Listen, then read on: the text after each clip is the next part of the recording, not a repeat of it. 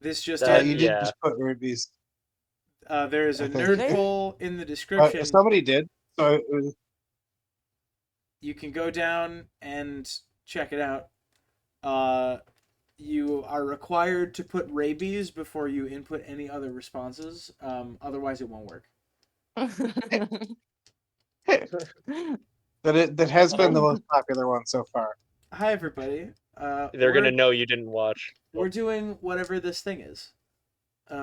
This thing that we're doing that has like almost 2,000 subscribers now, which is dumb, for sure. But like I don't know if you want to get us over 2,000, you can. I can't stop you.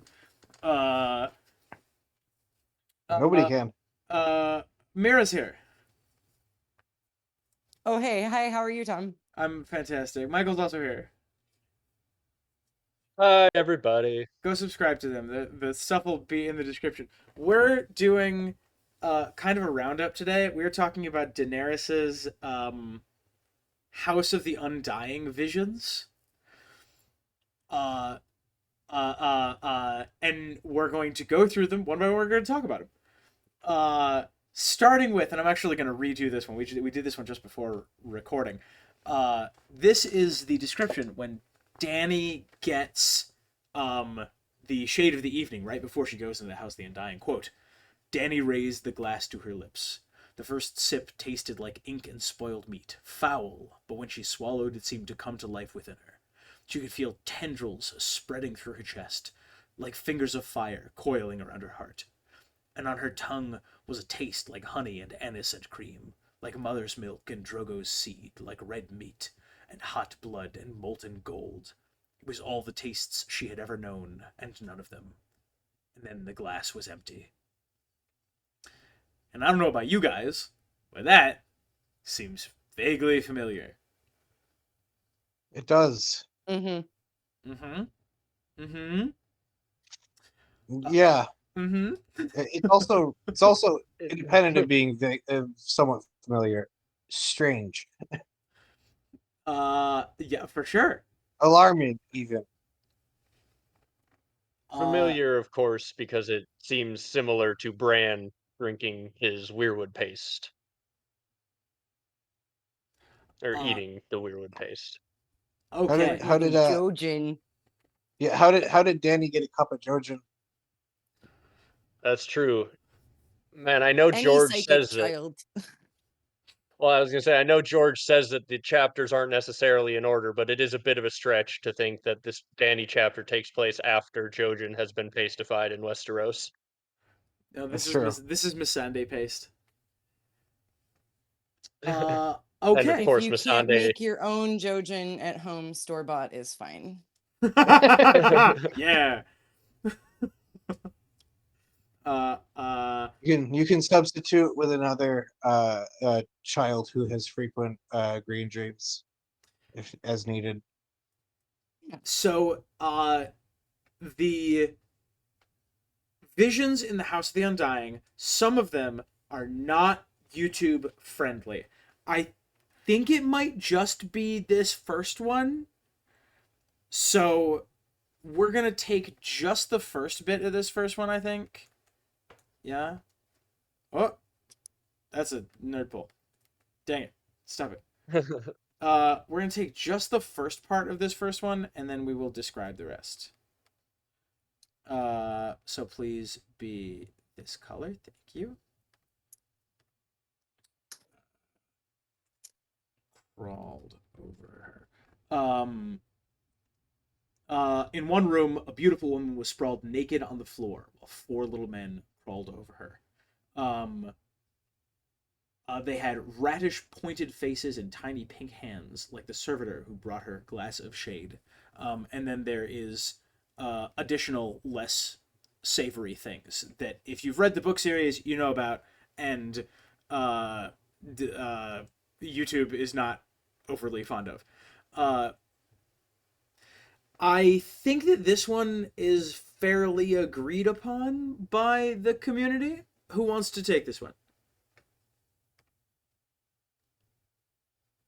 So the woman is Westeros, right? And the little men are the false kings tearing her apart, essentially, for their own pleasure, shall we Yeah, say? I think so. Was that Uh, is that yeah. yeah, it is. It's four monsters tearing apart the country. Um, Uh, just so new the interpretation now that we have new interpretation now that we have House of the Dragon. They're described as rat-like humans, which is how some people describe the Maesters. That could be the Maesters whacking a Targaryen. Interesting. Yeah. interesting, huh? The That Maester conspiracy. that's insane, but I like it. Okay.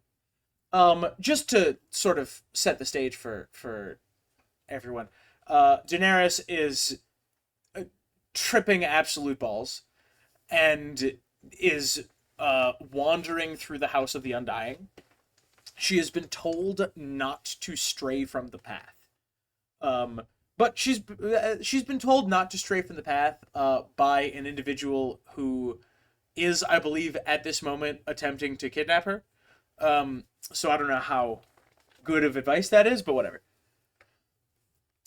All I right. have a different take. Pyat Pree did nothing wrong. He gave her the correct directions to get through. He didn't do anything wrong until she literally burned down his house and livelihood. Yeah, she violated guest right, actually. Oh, Well, and so wait, that's actually actually kind of an interesting take. Yeah. Like he told her if he had told her the wrong directions at all, she'd have been trapped in there forever. Yeah, she got out.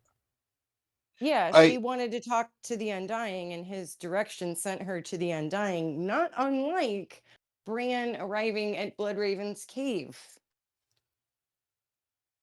All right, we're gonna have to But be I mean, it's space not a efficient good with this place one. for him to be, but Old Hands took him exactly where Bran wanted to go. All right, Mm-hmm. who wants to read this one? I do I do have a really crackpot theory that I'm not sure if I should say now or save for later because it's about the end of this chapter. Do you want us to pick? In the comments Uh, below, vote on whether yeah, Zach should say it now eh, or save it for later. And yes. then While you're if there, your make sure vote you vote in isn't the honored, 2020 presidential election. Uh, Remember to vote in every election,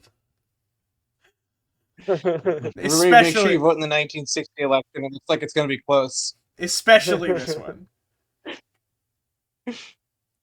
All right. Sorry, I didn't mean to totally derail. My other thought with the rats was that like in House of the Dragon we see like Laris associated with the rats, and the rats are doing sneaky things. Yeah. And so it could be like I like Zach's suggestion of the Maesters, but what if it's like Littlefinger, Varys, and like the various the people from underneath the kings that are pulling on the land? Yeah, and Varys, before he had his little birds, he had his rats. yeah. Waka waka. Or mice? The mice, yes. Yeah. Uh, how Maester was he? Um. Anyway, Always time for a good vaudeville Mace joke. Maester, I barely know her. Oh and no. Michael, for that, I'm nominating you for reading duty. All right. Uh Farther on, she came upon a feast of corpses, savagely slaughtered. The feasters lay strewn across overturned chairs and hacked trestle tables, sprawl in pools of congealing blood. Some had lost limbs, even heads. Severed hands clutched bloody cups, wooden spoons, roast fowl, heels of bread. In a throne above them sat a dead man with the head of a wolf. He wore an iron crown and held a leg of lamb in one hand as a king might hold a scepter, and his eyes followed Dany with mute appeal. So this is the one that everyone pretty much agrees is the Red Wedding, except for me. I think it might not be. All right, give me your Because pitch again. why would okay. Yeah. So obviously the Red Wedding is what you're supposed to think of. But it is possible to me that this is actually of Jon Snow, the dead king with a wolf's head, because in the show, after he's dead, he becomes king in the north, and the eyes follow Dany with mute appeal, which sounds to me like he's like looking at her as though he is, she's appealing to him.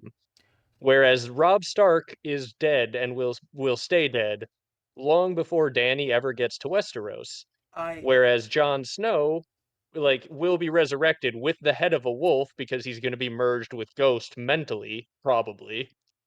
And the holding the leg of lamb like a king may hold a scepter, you hold a scepter to wield power. A scepter's like a tool that is a symbol of your power. So if guest right is important at all, in the thing we talked a little bit about in the last episode at the end, if we do it in that order, um, we talked about how it's possible John might do something to give the others guest right or the dead guest right on some level in the same way he let the wildlings through the wall. So my crackpot theory is that potentially this king could be John.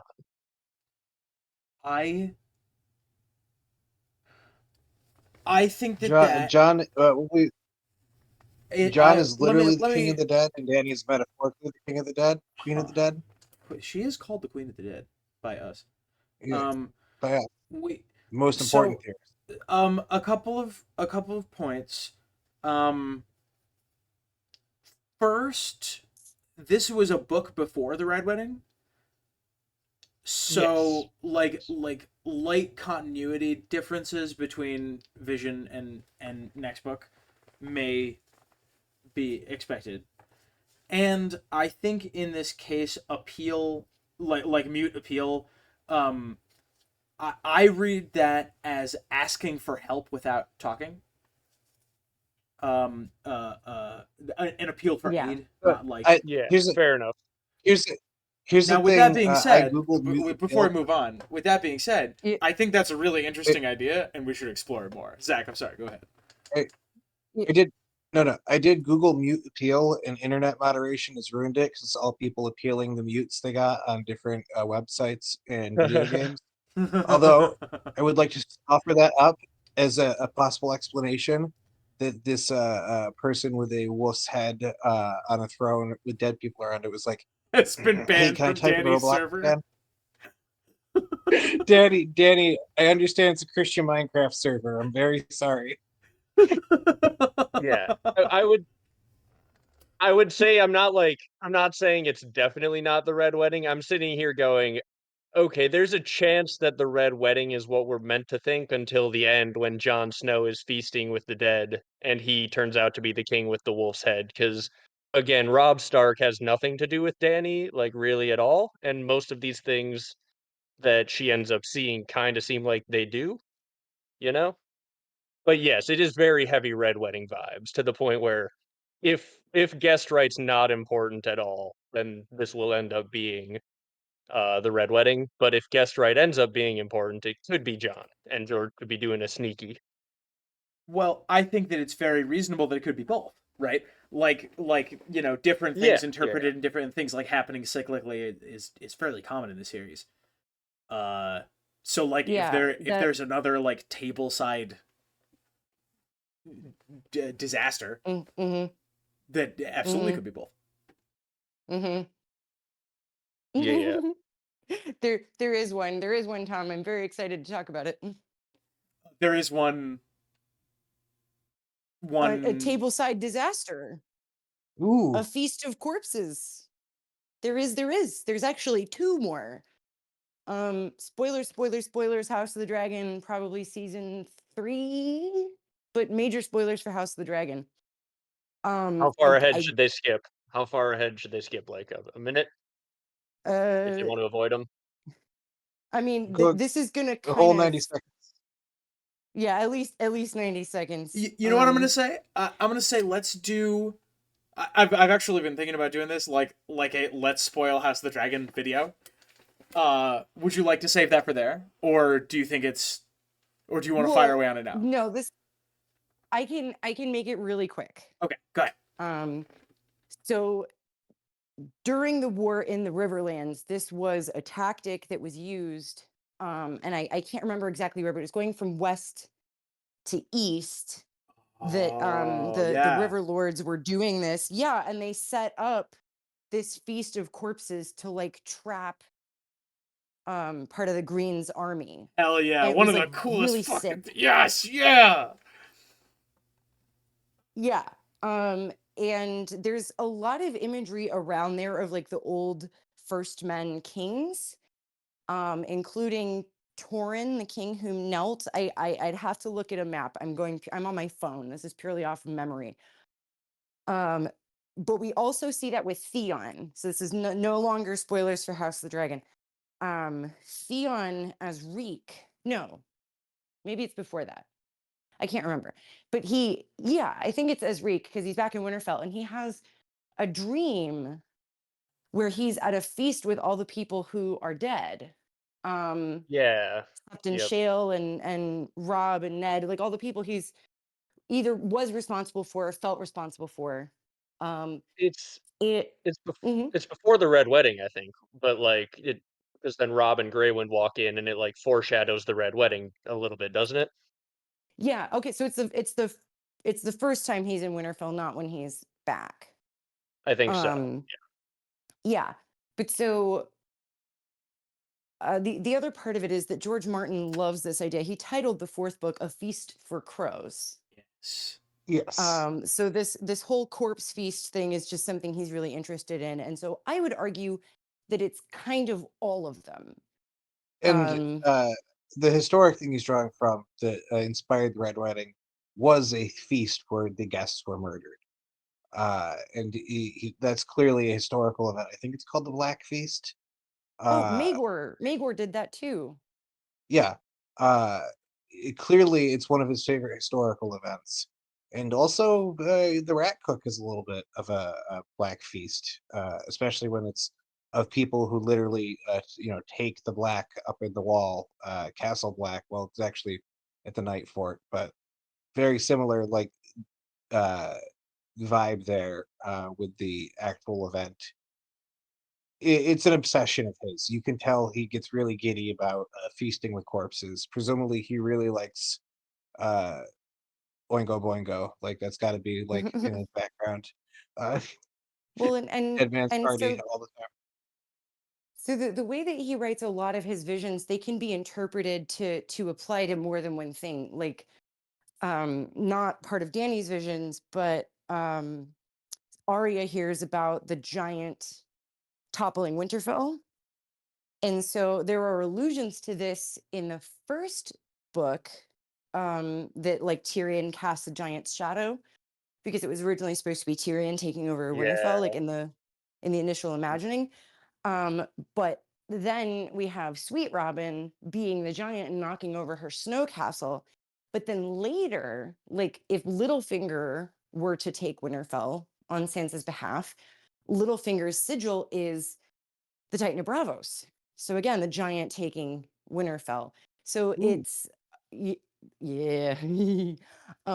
So I think this feast of corpses is it actually, if we tie it to the previous vision of like thinking of the woman being Westeros and being torn apart by people being selfish or greedy or only looking out for their own interests, then what we thought would nourish us, now that we have nothing left, all that's left is for the crows to eat us. A feast for crows, a feast of corpses.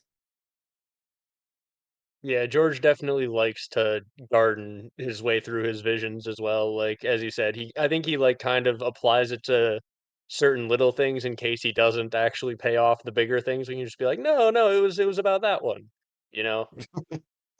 Like I do Well, get and that vibe occasionally.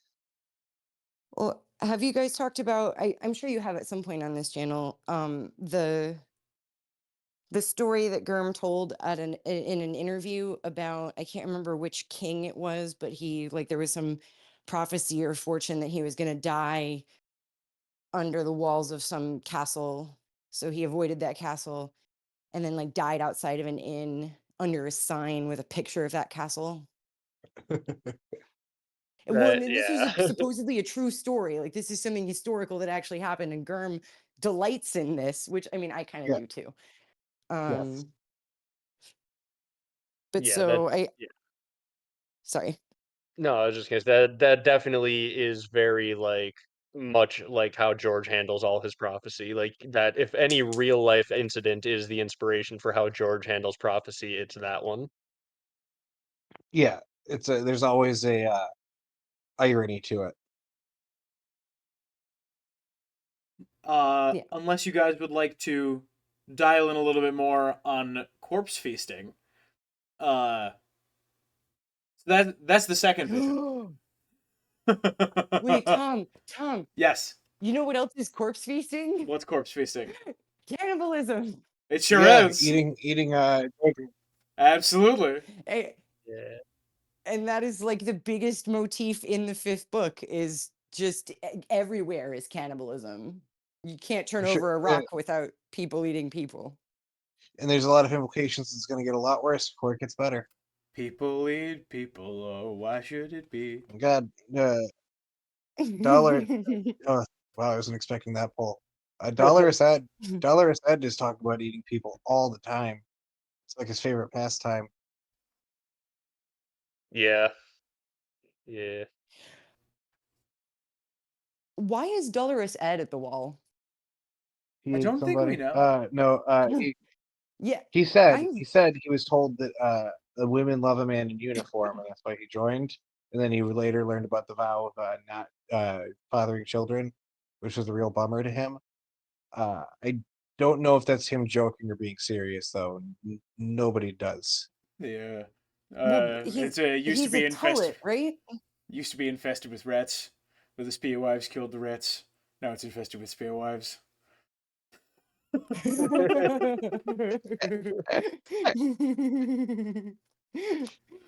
Anyway, um. Mira, I'm nominating you for this one. Oh wait, is it on screen? Because I'm Yeah, on my phone. it is. Is that okay? Okay. Yeah. All right. She fled from him, but only as far as the next open door. I know this room, she thought. She remembered those great wooden beams and the carved animal faces that adorned them. And there outside the window, a lemon tree. The sight of it made her heart ache with longing. It is the house with the red door, the house in Bravos. No sooner had she thought it than old Sir Willem came into the room, leaning heavily on his stick. Little princess, there you are, he said in a gruff, kind voice. Come, he said, come to me, my lady. You're home now. You're safe now. His big, wrinkled hand reached for her, soft as old leather, and Danny wanted to take it and hold it and kiss it. She wanted that as much as she had ever wanted anything. Her foot edged forward, and then she thought, he's dead. He's dead. The sweet old bear, he died a long time ago. She backed away and ran. Oh, just a passage that has spawned so many theories. Yeah. There's a lot going on in that one. Yeah. Uh, Yeah. Anybody want to talk about? Anybody I got think thoughts? everybody here has talked about the red door in some capacity, famously. Yeah. Why am I getting? Hold on a second. All right. Sorry. Well, while we're I, I I know that we I was here just are for the most part familiar with it, but just in case anybody's not, Michael, do you want to do you want to like give people like the general background about why this is contentious? Yeah, so the Red Door is supposed to be at a house in Bravos, which is notably a bunch of little tiny islands where there's like apparently no citrus trees growing. And not only that, like George does kind of keep reminding us that lemons don't grow in Bravos. Like I think he has someone in even Dance with Dragons like mention how there's no lemons growing in Bravos. And I think Danny thinks at one point about how like the house with the red door has like countryside surrounding it or something like that. And so like it being on these cold little islands doesn't really track. So a lot of people think her memories are messed up. And the House of the Undying seems to know her memories pretty well, but we don't know if those memories are real or not. Oh my god.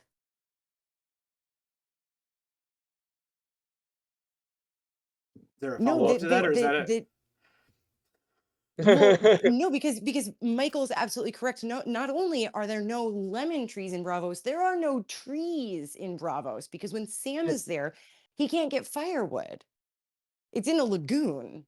So Yeah. It's yeah. a dang the swamp. fact, yeah. So what it is either something in there is reading her mind, like in Dragon Ball Z Abridged when they go to the fake Namek, or That's such a um pull.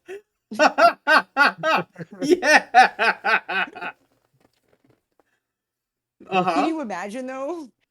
Um, or it's that she is seeing wherever she was and just assuming that it was Bravos, because that's like what I based my theory around. Was like Danny was 5 years old when Derry died. So anything from when Derry was still alive, it's going to be weird, vague memories. Most people don't remember much, if anything, before they were 5. So it's either someone planted this, it's not a real vision, or it's a real depiction of where she was and she just thinks it's Bravos. But I think that first one is interesting because it never occurred to me before. I think I that get the it vibe that a lot of these are using her memories or her innermost desires in her mind to like tempt her into going into the room that she's not supposed to go into. Yeah, I agree. It's trying to find it every emotional way, whether it be uh nostalgia or fear or all that, to try and get her to go on the wrong path. Yeah. And but I agree, this is like a fake nostalgia, right? She can't possibly remember this. Right. Well, and more so, like, there are other things that are not meant to tempt her and other things that she couldn't possibly have known or seen. So I Yeah. think it is like she's seeing the red door and the lemon, which, the Undying ones or whomsoever pulled out of her head, and then she's, filling in the rest. Does anybody else get Shining vibes from this? Like The Shining, yeah, like the that's I hotel? think Come that play is with what I've us been trying to forever and place. ever Yeah. and ever. Yeah, Yeah, that's exactly the wolf's head looking at her in mute appeal, like, felt very The Shining to me. this is one of my favorite tropes in horror, is the place that wants you to stay. And Yeah. all of this screams to me of the House of the Undying, uh, tempting her to stay there with them. Which means that I'm gonna every single thing in this entire passage is almost by its nature manufactured, right? This is advertising, right? This is salesmanship. Stay, stay, stay. I will say anything you need me to say, whether it's true or not, to get you to stay. So all of this is questionable on those grounds. uh Yeah. Tom, I Yeah. would like to now interject my crackpot theory because Oh, you touched please. upon it. Okay. I'm excited.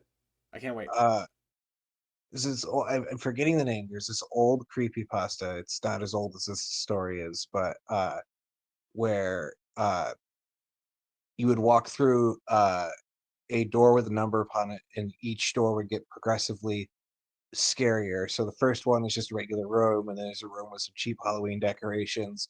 And then you through door 8 and you're seeing like some actually horrific shit and it's scary. And then door 9 is like pitch blackness and you're crawling through spider webs and you can feel things move across you and you can just barely make out door 10 on the other side.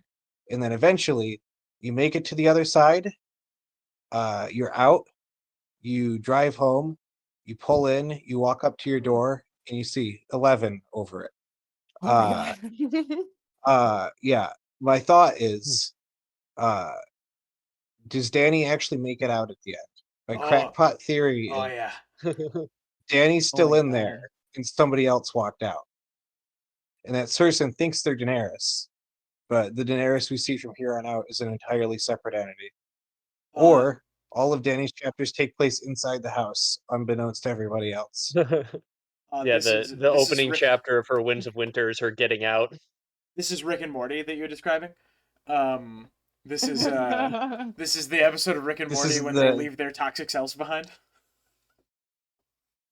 Yeah. There's another I Daenerys who's don't. back. Oh yeah.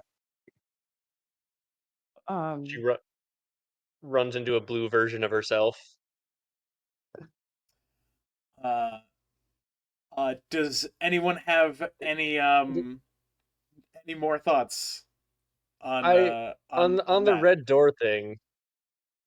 On the red door thing, there is also that weird thing where in the original version of the story, the house was in Tyrosh, which also doesn't really make sense because it is an island as well. But it makes a little more sense than Bravos because it's not like a series of like really tiny islands and it's not in as cold of a climate. So I don't know if it's significant that George changed it to being in Bravos or not. Like, it seems like if anything, he made the story less plausible. So Tyrosh is on the same latitude as Dorne.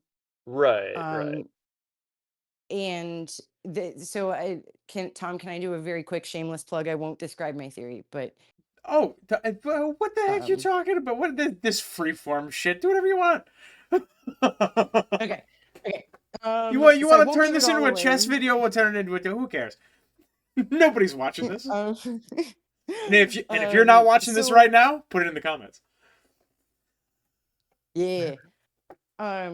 So basically, my theory worked off the idea that we see Marcella go to Dorne via Bravos, and Daenerys fleeing Dragonstone would also have been leaving from Blackwater Bay.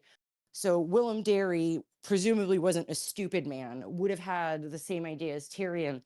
A ship going from Blackwater Bay, a Westerosi ship going from Blackwater Bay to Dorne would be obvious, but if they went to Bravos first, the biggest port, the closest port, it's the wrong way, but stopping off in Bravos and then going to Dorne would be safer. So we see a princess doing that. At the same time that she was there, Prince Duran was working out a contract with the Archon of Tyrosh that Ariane was supposed to go to Tyrosh with Prince Viserys. And there was a green-haired girl at the water gardens at the same time. Duran cuts Ariane off when she tries to talk about it. The green-haired girl. So my theory is that Daenerys was supposed to stay at the water gardens, and Ariane was going to go to Tyrosh with Viserys, but Duran's wife put the kibosh on that and didn't want to lose another child, kept Ariane. And when Darry died, it was like all hell broke loose. So both Targaryen children went on to Tyrosh. Because at the beginning, too, Daenerys is described as having a Tyroshi accent. Yeah. So if she spent her first, from age 1 to 5 at the water gardens, and that's where the house with the red door was, and then a hop, skip, and a jump just to the other side of the stepstones, grew up from 5 to however old in Tyrosh, and that would then explain her accent and why things went sideways with the Prince of Dorne. So sorry, I didn't mean to explain the whole thing, and here I am. But No, I like that theory though. Yeah, Like that's an it's a really interesting. good theory. That theory, I think the name of that is the Tyrosh Kibosh.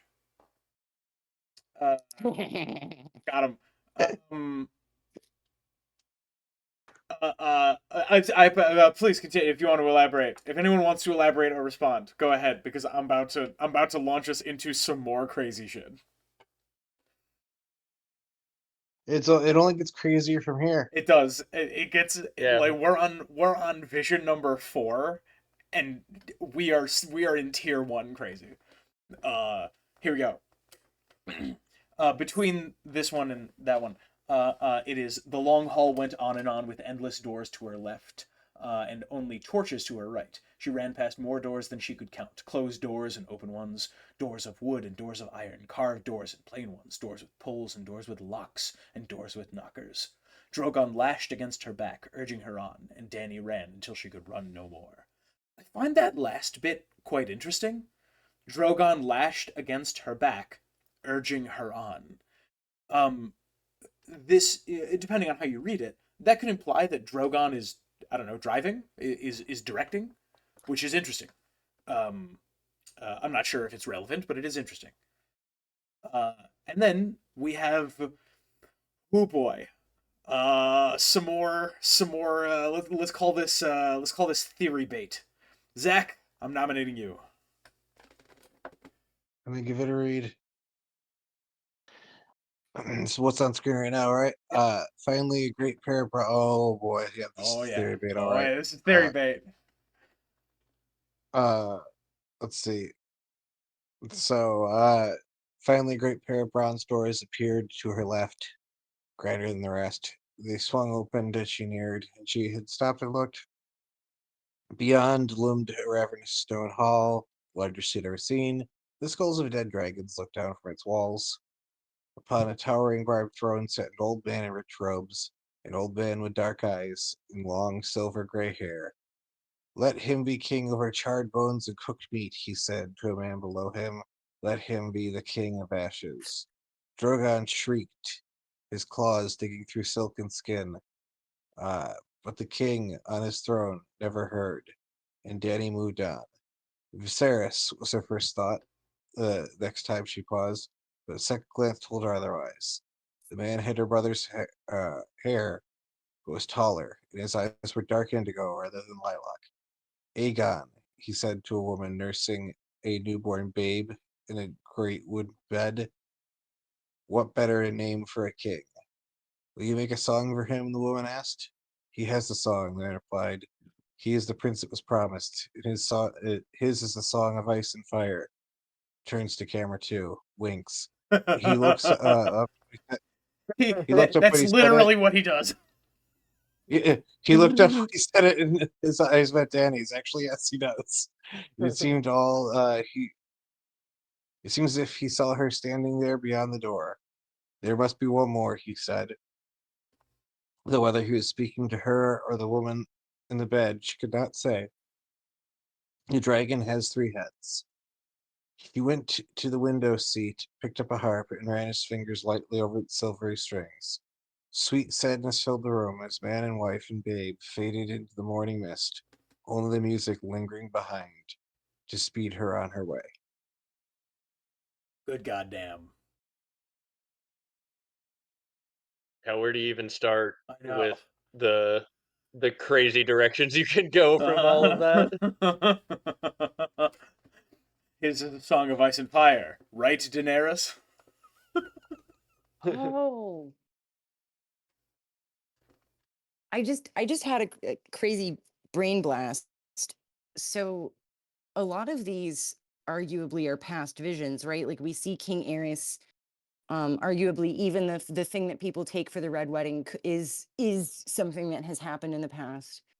The House with the Red Door was in the past. The, War of the 4 to 5 Kings is ongoing. But the rats have been nibbling prior. So wait, what if am I mistaken? I thought the Red Wedding was the next book. the Red Wedding is the next book, but the other thing that we talked about that I'm not going to explicitly state because it was a spoiler for House of the Dragon. Yep, my bad. Yep, go ahead. Oh no, you're good. So I guess Rhaegar would be in the past, but you know what was even further in the past? Was the birth of Aegon the Conqueror. Yeah, I was just gonna say, you're right. What is his dad's Daemon the Glorious? Is that who that is? Is this Aegon's dad? Oh man, that's wild to think about. This is some Like she's batshit seeing crazy old Valyria. nonsense. Some other batshit craziness, although maybe not as much. We always assume that he's talking to Elia here, but the book says he could be talking to Dany here. The dragon has 3 heads. There must be another. It could be not that he needs to have 3 kids, although he definitely eventually did. His kids his kids, notably, are dead, very dead, and the Lord Commander of the Night's Watch, also, as far as the books are considered, dead. Yeah, Uh, yeah, yeah, so, yeah. uh, His children are dead at 2, dead at 16, and currently in Old Town. uh, sorry. His children are currently taking Storm's End, alive in Old Town, and about to be resurrected by Melisandre. Yeah, Uh, currently a dog. or a dog, yes. or depending on your flavor of tinfoil, he's talking to his third kid right there. Yeah, I that's love true. this thing we do so much. Currently a dog. Thanks Yeah. for subscribing. Next time we talk with RIG, he's gonna be like, "Yeah, see, this is R plus L equals D evidence here." And I'm gonna Oh say it's God. weird they didn't do that in the show. Yeah, that is uh, the thing. The show feels like it did clear up a lot of the question marks around that, because like I could see some weird like backdoor way into like there were two babies or something like that, but I don't know. yeah, Well, really we convoluted. There was an 8-way baby swap. Even nobody knows who's who anymore. 8-way baby well, swap. Thanks for so subscribing. there were 3 pregnancies at the same time or around the same time. Well, we know of 2 for sure, and that's Rhaella and Ashara, because Rhaella gave birth to something on Dragonstone. Yeah, Because other people remember Rhaella being pregnant at that time. Other people also remember Ashara being pregnant at that time. Supposedly, she miscarried, or what did it say? She lost the baby. Yeah, So, it's and then if you have Lyanna as well, like there hypothetically are 3 babies born at that time. But I don't think there's any reason to believe Daenerys isn't Rhaella's daughter, because Viserys was old enough to remember stuff. So right. Viserys would have remembered a strange baby being brought to join them or traded out. Like he was crazy, but he wasn't like that stupid. And if anyway, There is the thing though where like I have a younger sister, and like if they had brought a different baby the first time I saw her and was like, "Oh, here she is, here's your sister," I'd have been like, "Okay." But at the same time, yeah, it'd be a very convoluted thing. Like I think Dany is who she says she is, but like the door is open just the slightest bit that she's not. But I yes. think she's probably who she thinks she is. I Hey, think yeah. another thing, with the multiple pregnancies at the same time thing, w- there is room for what was I trying to say? A baby swap for sure. I do think the most likely explanation is R plus L equals J. Ashara did miscarry, and Dany is who she thinks she is. But man, does this scene add a lot of fuel to every single fire of all of those theories. This, like, people think this is helpful evidence, but when you read it, it's really just like sort of kerosene to the mind of a theorist. Yeah, But this is but so yeah. in light of what we got in season 1, episode 1 of House of the Dragon, because like I hate Game of Thrones, but I love House of the Dragon. oh, it's so Where we good. get Aegon's Song of Ice and Fire, and the later the prophecy knife. There must be one more, would be Rhaenys, because Visenya was Aegon's older sister. So I mean, like eh, eh, I mean, yeah, Rhaegar was obsessed with the prophecy, but I mean, it's kind of like how some of these other visions could be multiple things. I kind of want to kick back and be like, it's not any of that. You all are you all are wrong. It's just Aegon the Conqueror. No, I think that this is a fine take, because what we see here is the same thing that Viserys sees. right? It's exactly the same thing. It's the same. It's the same thing that Rhaegar saw, presumably. Um, and every single Targaryen sees themselves as that person. Um, so yeah, I think that right, you swap out the musical instrument for a a set of minis, and this is Viserys. Right, you set up you swap this for for I don't know a stack of books, then this becomes uh the Mad King in his early days. um I think that this vision, every Targaryen has this vision. It quite literally runs in the family. Can I Also, I'm looking again. I was just gonna say, I'm looking again, and it doesn't like describe the physical nature of the woman, right? Like, so it doesn't necessarily say a Dornish-looking woman. So yeah, with the whole like ice and fire prophecy being Aegon the Conqueror or whatever, like that does kind of track really well. Actually, now that we know what we know from House of the Dragon. now hang on, the other side, we do need to address the other side, that this human being does have a heart, which Yeah. Right. The harp is Yeah. that is Rhaegar. Yes, that's it's very bad, Rhaegar. Yeah, but so like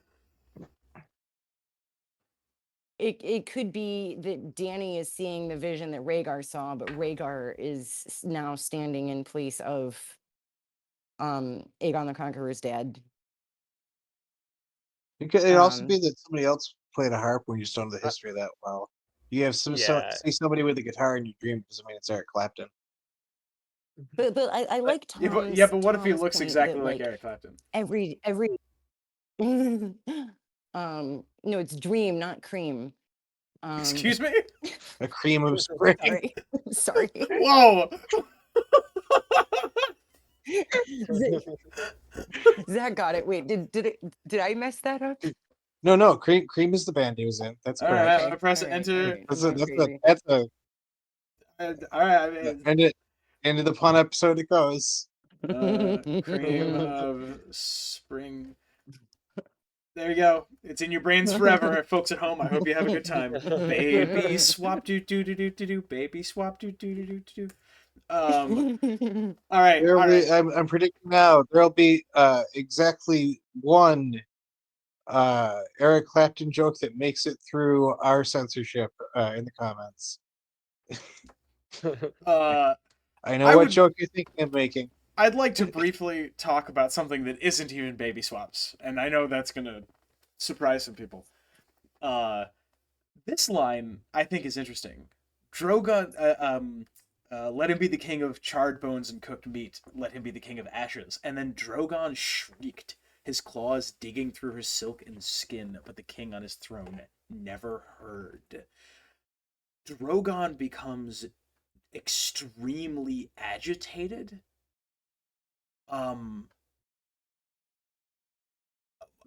Why? I suppose Drogon hates this. He He's sitting hates there. this. Is he getting his own dragon visions that That we was don't for. see because I we're not had in the his point of same view? thought. Yeah, Like is what's he seeing right now? he he's seeing himself eventually fulfilling that wish if the show is to be believed. Like he's the one who's gonna blow up all the wildfire, probably. Like he's getting the vision of what he's gonna have to do, and he's either really upset about it or really excited in a dragony way. Yeah, I was about to say, charred bones and cooked meat is like right up his alley. That's his whole thing. That's very true. Um, I would be. well, so Oh, please. oh sorry.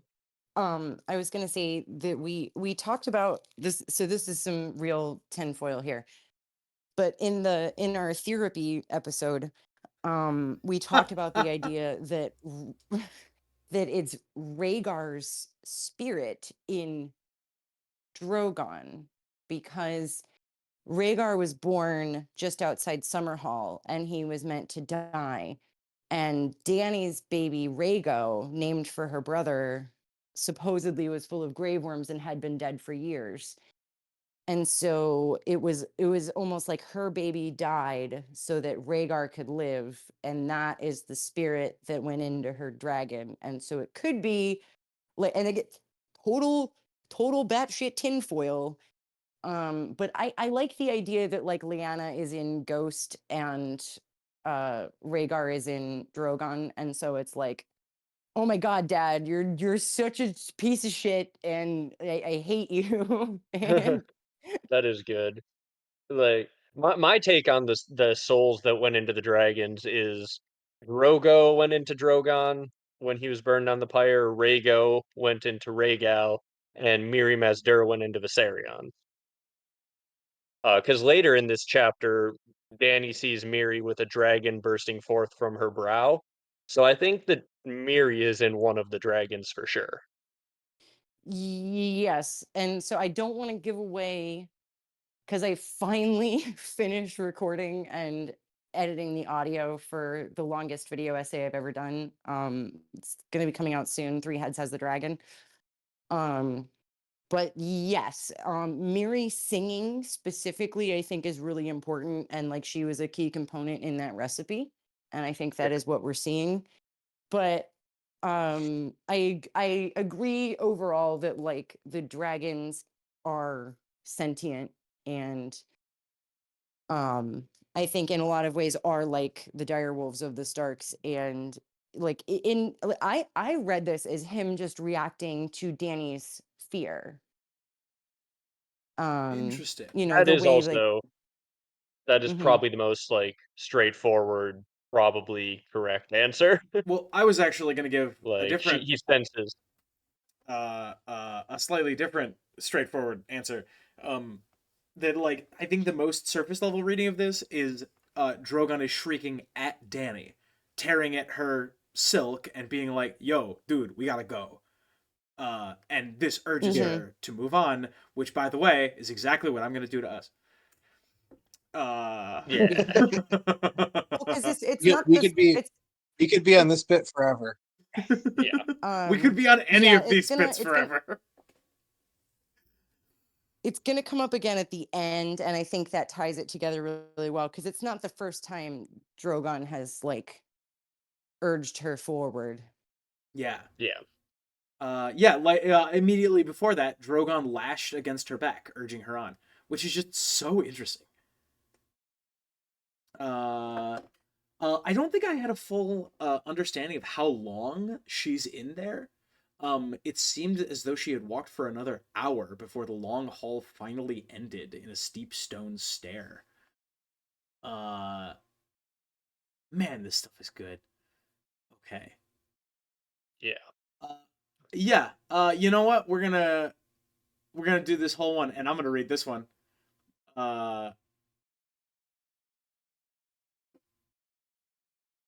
Yeah, we're gonna go to right here. Yeah. Okay. Copy. Get over here. Bunk. Ba-da-da-da-da-da. Ba-da-da. Ba-da-da-da-da-da. Y'all know I love my scary shit. You ready? You ready for this thing that I do not have an explanation for? You guys ready? Here we go. It seemed as though she had walked another hour before the long hall finally ended in a steep stone stair descending into darkness. Every door, open or closed, had been to her left. Dany looked back behind her. The torches were going out, she realized, with a start of fear. Perhaps 20 still burned, 30 at most. One more guttered out even as she watched, and the darkness came a little further down the hall, creeping toward her. And as she listened, it seemed as if she heard something else coming, shuffling and dragging itself down along the faded carpet. Terror filled her. She could not go back, and she was afraid to stay here, but how could she go on? There was no door on her right, and the steps went down, not up. Yet another torch went out as she stood pondering, and the sounds grew faintly louder. Drogon's neck snaked out, and he opened his mouth to scream, steam rising from between his teeth. He hears it too. Then he turned to the blank wall once more. But there was nothing. There be a secret door that I cannot see? Another torch went out. Another. And then it goes on. First door on the right, he said. Always the first door on the right. First door on the right, and it came to her suddenly, is the last door on the left. Which is, I think, a silly riddle, but, you know, who am I?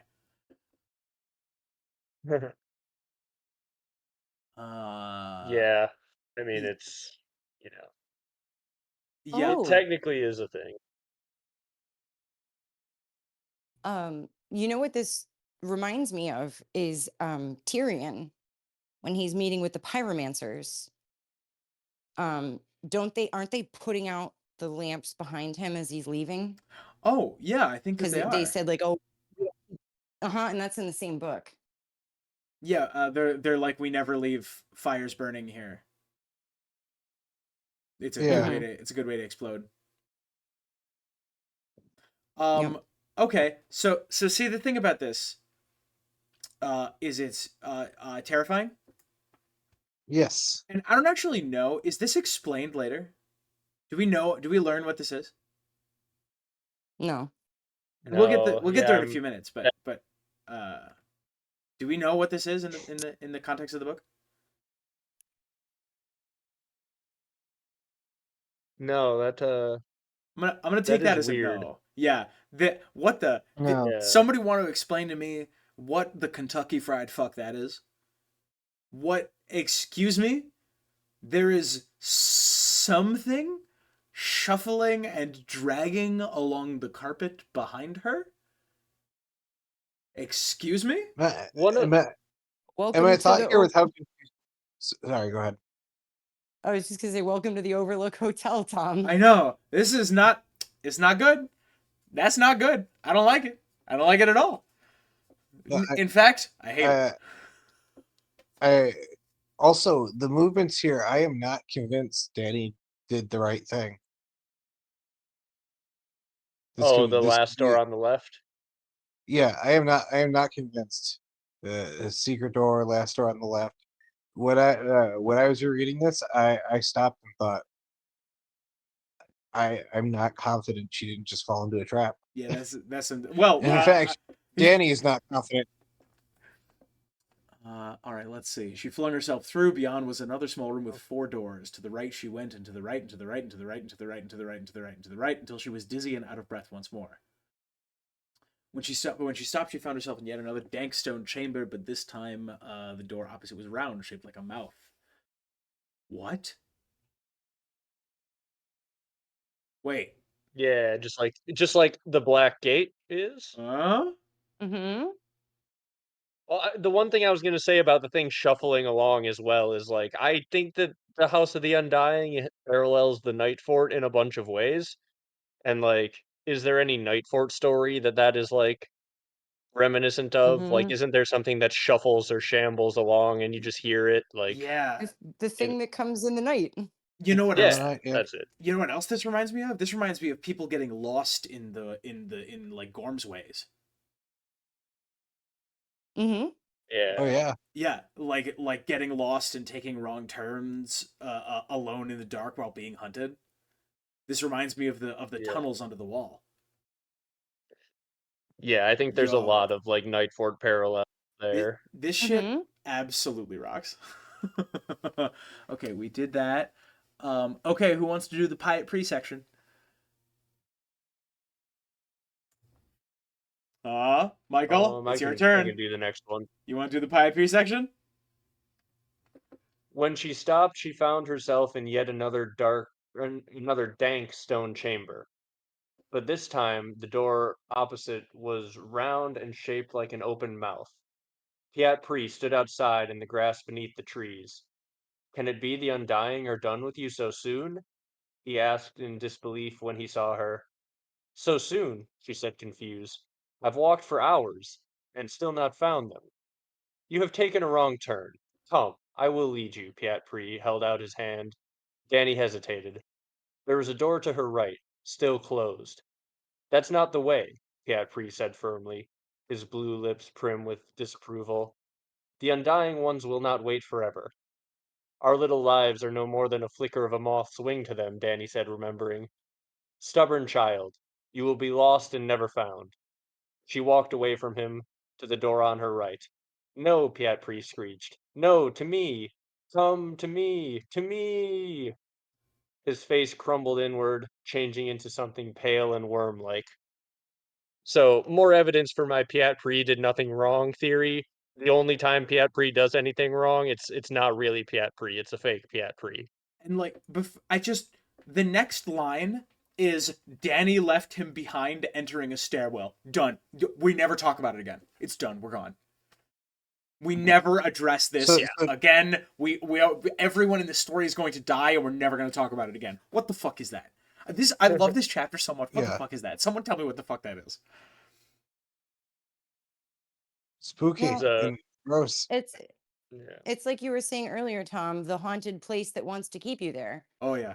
Yeah. That Dany was given her directions by Pyat Pree, so if the house wants her to stay, and the only way to get her to stay is to trick her into going off the path, then and visions of home and visions of her family haven't done it, and scaring her into the wrong door hasn't done it.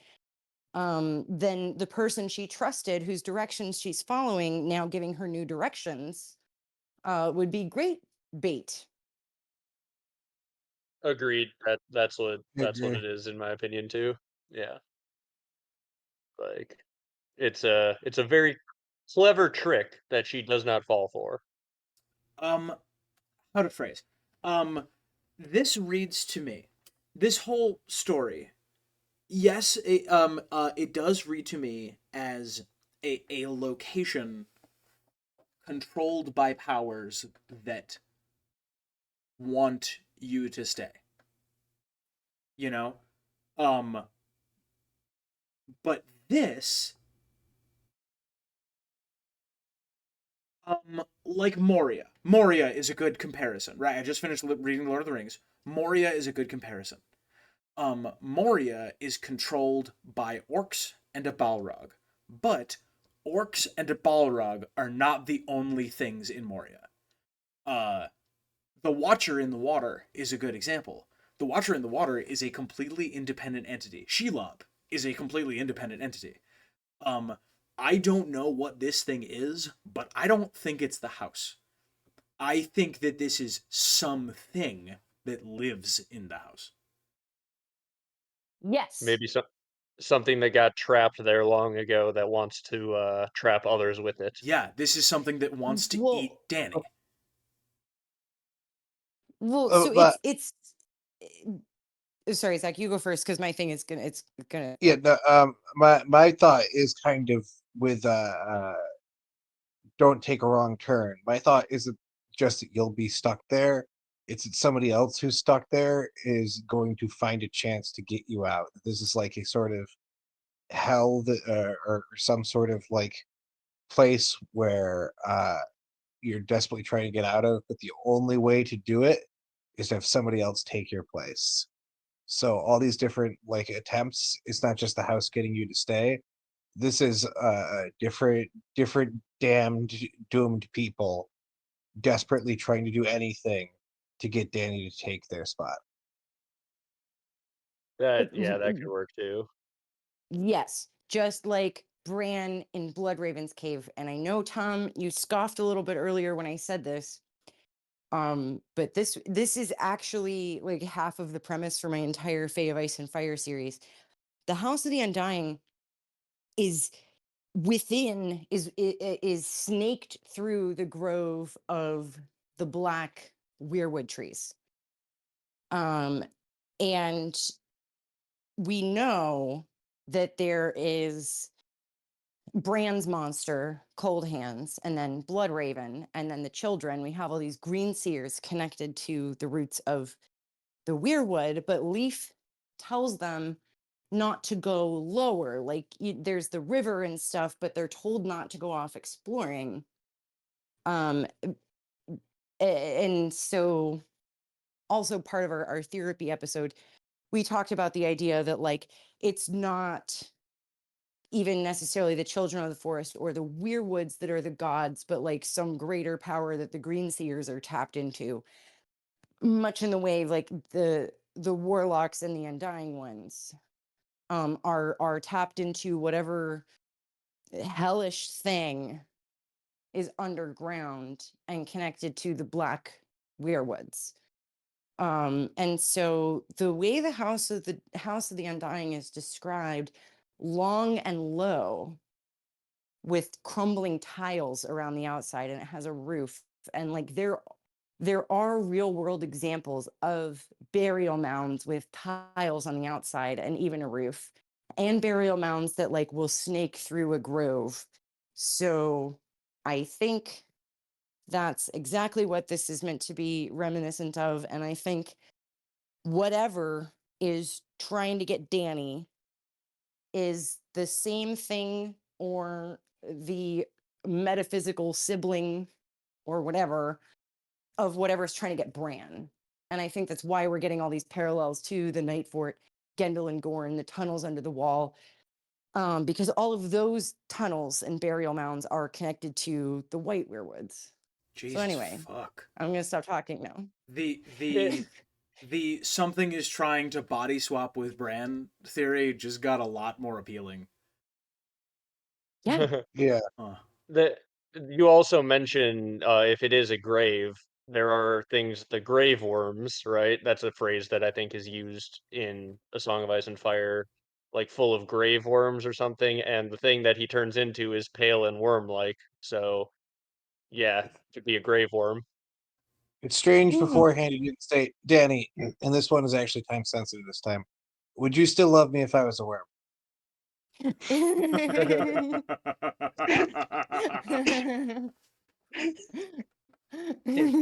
More than a worm, I'm more than a plant. More than some pretty face beside a train. Anyway. um, And if this is the kind of content you enjoy, please hit that subscribe button and smash that bell icon. do it. Tom and Zach are amazing, and you should subscribe because they're the best. And I've watched 85% of their videos. I'm not caught up. No, don't, Oh, And if thank you. this You watch more than we have. don't tell them this, please. If you tell them this, they'll expect quality. and and if this isn't the type, You gotten I this was gonna far, say, they can't expect quality anymore. I was gonna Yeah, if say if they've you, gotten this far into the video, they know exactly what to expect. It's this. yeah, and if this isn't the type of content you enjoy, I'm very sorry that you've lost your mouse and or remote for the last several hours. Yeah, You've had ample opportunity to click away. if this You are isn't the unable to, if this isn't what you enjoy, you are unable to leave at this point, much like Danny in the House of the Undying. Hey. Oh, got him. Okay. Yeah. This is the first part of the actual interaction with the Undying ones. This is the longest single part in the chapter, I believe. So we'll probably have to take this one in shifts. I'll give the setup. Who wants to take this first part? I'll take it. All right. The setup is as follows. Finally, the stair opened. To her right, a set of wide wooden doors that had been thrown open. They were fashioned of ebony and weirwood, and black and white grains were swirling and twisting in strange interwoven patterns. They were very beautiful, yet somehow frightening. The blood of the dragon must not be afraid. Dany said a quick prayer, begging the warrior for courage and the Dothraki horse god for strength. She made herself walk forwards. I find that interesting, by the way, that she I don't know, that she prayed both to the Seven and to the Dothraki god. I don't that's a neat one for me. Yeah, yeah, that was because even if she grew up in Tyrosh or wherever, I mean, it's the faith of the Seven is pretty much only Westerosi, and I mean, like you like in port cities, you might find a sept, but well, I mean, I guess again, Viserys would have, you know, wanted her to Was be she civilized. Yeah, was she raised with like a lot of Westerosi like influence, probably because they expected to try go take Westeros again? I don't know if that was Oh, mentioned yeah, elsewhere, but yeah. that would make sense. Maybe it's a young Griff sort of deal where she was like instructed as a kid. She had like a septa or something. Yeah. Yeah, exactly. Yeah, and I think like her knowledge of the faith is probably very limited, but you know, I'm sure it's like even if like hypothetically you're from a Catholic family and you've been estranged from your family and you just have your older sibling, you know, you might not fully understand Jesus, but if your older sibling is crazy and abusive, they'll probably smack you if you start praying to someone other than Jesus. So you at least know if you're going to pray, it should be to Jesus. Yes. I don't need to know much about Greek mythology to say a quick prayer to Zeus either. You just be like, It's "Hey, true. Yeah, you're Mhm. hey, right. buddy, It can be lightning dude, it can be help me like it out can be here." like the mummy where you keep praying to different gods and hope that one of them bails you out, which is actually in that situation what happened. So Yeah. he was praying in Hebrew and it's like, oh, I recognize that language. You should be my translator. Holy shit. I'm reading ahead and this Um, shit is crazy. All right, Mira, whenever you're ready. yeah. Okay. Oh, and we'll come back to the weirwood and ebony thing. Um, Yeah. yeah. Beyond the doors was a great hall and a splendor of wizards. That's a great Some collective wore noun, by the way. sumptuous, right? Um, a parliament of owls, a Pot of flamboyance of whales. flamingos. Uh-huh. Splendor of I wizards. looked at a whole list at one. Yeah. Um, some wore sumptuous robes of ermine, ruby velvet, and cloth of gold. Others fancied elaborate armor studded with gemstones or tall pointed hats speckled with stars. There were women among them, dressed in gowns of surpassing loveliness. Shafts of sunlight slanted through windows of stained glass, and the air was alive with the most beautiful music she had ever heard. A kingly man in rich robes rose when he saw her and smiled. Daenerys of House Targaryen, be welcome. Come and share the food of forever. We are the Undying of Karth. Long have we awaited you, said a woman beside him, clad in rose and silver. The breast she had left bare in the Carthene fashion was as perfect as a breast could be. We knew you were to come to us, the Wizard King said. 1,000 years ago we knew, and have been waiting all this time. We sent the comet to show you the way. We have knowledge to share with you, said the warrior in shining emerald armor, and magic weapons to arm you with. You have passed every trial. Now come and sit with us, and all your questions shall be answered. She took a step forward. But then Drogon leapt from her shoulder. He flew to the top of the ebony and weirwood door, perched there, and began to bite at the carved wood. A willful beast, laughed a handsome young man. Shall we teach you the secret speech of dragonkind? Come, come. So this, I believe, these individuals are the last mimics, right? These are the last Yep. Grumpkins? Question mark. Right. These are the last things they're trying to steal her. Mhm. And the Undying are on the other side of that door. So do these things, Mhm. these parasites, these ticks, whatever these things are, do they just like camp outside this door, trying to get in? Um, I think Probably on some level. Go ahead. I think it's like the last ditch attempt to trick Danny into staying, because the Undying, when we see them, and spoilers, um they are like these people but like shriveled. And so what they're showing Danny, what she imagined she would get from the Undying, like magic weapons, and we've waited for you, you are the promised one, and yes. Well, we're going to teach you a secret magic It language as long as you sit right down here forever.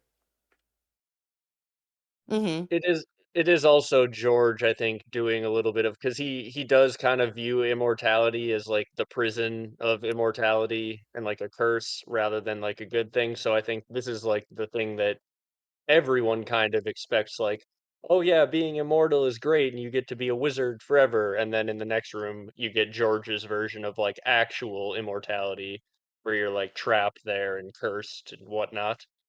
I like that take. This here, this that we just read, this is like the Greek ideal of immortality, right? This is these are like Daenerys imagining the Greek gods. This is Aphrodite and Apollo and Ares and Zeus, right? The kingly man in rich robes who is, you know, handsome and Yep. fatherly forever. Um, but this is not. This is not real. Yep. Yeah. Let's go on to the next room, which also may not be real. Um, I think Mira will want to well, talk about the Weirwood and Ebony door first, Oh Yes. right? yeah. Oh yeah. yes. Yeah. Yeah. So, um, I think that the like ebony in Planetos comes from the shade of the evening trees, I because ebony is like black wood, and we see weirwood and ebony together in multiple places. It's here, Tobomot's doors, and Tobomot is from Kohor, and it's alleged that he practices human sacrifice to smelt Valyrian steel. And then at the House of Black and White, we see the weirwood and ebony doors and the weirwood and ebony chairs where the faceless men sit to decide who will live or die. So weirwood doors, much like the Black Gate at the Night Fort, are meant to signify sacrifice. And when it's tied to Essos, you also get the ebony. If you go through the weirwood and ebony door, it is as a sacrifice. And that's why Drogon is like attacking the door. I also think that Drogon hopping up there and gnawing at the wood gives like some Nidhogg symbolism to Drogon, because it's like the Ooh, world yeah. tree, and he's the Oh, beast gnawing at the world tree here. Mm-hmm. So Ooh, like if I he has love an some end times apocalyptic. role in the Yeah. world, Hell yeah. yeah, that I didn't even think of that. I love that. That's great. that's what I get from Drogon like hopping up there and biting at it. Oh my god, you guys, it's about to get so fucking weird. Yeah, I love this Uh, thing we do. me too. this is great. I Any, forgot for a minute, like 5 minutes ago. I'm like, oh yeah, we're making a video. That's yeah, right. yeah, we're not We haven't just just been talking. chatting. This is gonna go on the internet. Uh, uh, uh, Yes. any thought? I'm just gonna make sure that we're still recording. We are. Any more thoughts on that scene before we? I have another thought on that scene actually. In the next paragraph, I'll just read it. Uh, uh, behind uh behind the ebony and weirwood door is another door. It's of old gray wood, splintery and plain. Cup of a carpenter imagery question mark. Um, it stood to the right of the door that she just entered. The wizards were beckoning her back with voices sweeter than song. Two things. First, that is a beautiful sentence, and this man is an extraordinary writer. That is just a lyrically gorgeous sentence. The wizards were beckoning her back with voices sweeter than song. That is, God, that is poetry. It's beautiful. Uh Furthermore, she calls them wizards. Are these guys the wizards that Euron picks up? Yes, asterisk. Or at least are the wizards that Euron picks up the same like class of like they're this kind of person? I think they're more Pyat Pree's like crew on the outside. y- y- mm, Do we a ever half and half. see do we ever see Pyat Pree working with any other individuals? Well, Pyat Pree is part of the order. He's the leader of the warlocks that Euron captures, isn't he? Because like, isn't there some scene where they like are Mhm. all screaming his name, and then like they eat one of them, and people wonder if they ate Pyat Pree? Yeah, Oh yeah, Euron eats people. We yeah. talked about that in an older video, and we wondered if Euron eats people. He feeds the other warlocks one of the warlocks, Oh so he might yeah. have He eaten the warlock. Yeah. yeah. So I think much like the thing below the ground, the thing that owns the house, um, is reading Danny's mind. Like this is what Danny and Bran expect the magic people to be. Oh my You god, a know, kindly wizard. Dan A or kindly Dan. wizard. Yeah, yeah. Sorry. Like Bran. Oh, sorry. Yeah, yeah, like it just Bran. that's what Bran thinks of Bloodraven as a kindly wizard who will fix his legs. Right. But he's not that at all. And so because so I'm very curious to see what we might see in Bloodraven's cave because Bran went into the cave before having the weirwood paste. I would be very curious to see what the inside of the House of the Undying would look like if Danny hadn't had the Shade of the Evening first. Ooh. Um, Yeah, that's interesting. yeah, like if it wouldn't actually on the inside be identical or nearly identical to Bloodraven's cave with just bones and tree roots and stuff. Oh, we Um, talked about this in the last episode. That is an actionable test. Um, if at the beginning of the Winds of Winter, Bloodraven's cave starts to look like this, because Bran is mhm, now Yeah. high off his ass. yeah. Um, so That this, that if you were gonna say something, otherwise I was gonna say that'd just be interesting too for like all those bodies that are trapped down in the darkness staring off at nothing. Like if they're seeing other things, if it doesn't look like the inside of a dark cave to them, that would Oh, make that fate much more appealing. mhm, Plato's allegory of the cave. Yeah. Oh yeah. They, yeah. they see the shadows Um, on the wall, but because they're tripping balls, it's really entertaining. Yeah. I Is don't that think what That that's that what Plato story's meant. tracks about? really well. I don't think that's what Plato meant. That Huh. certainly works it in works for context. Gurm.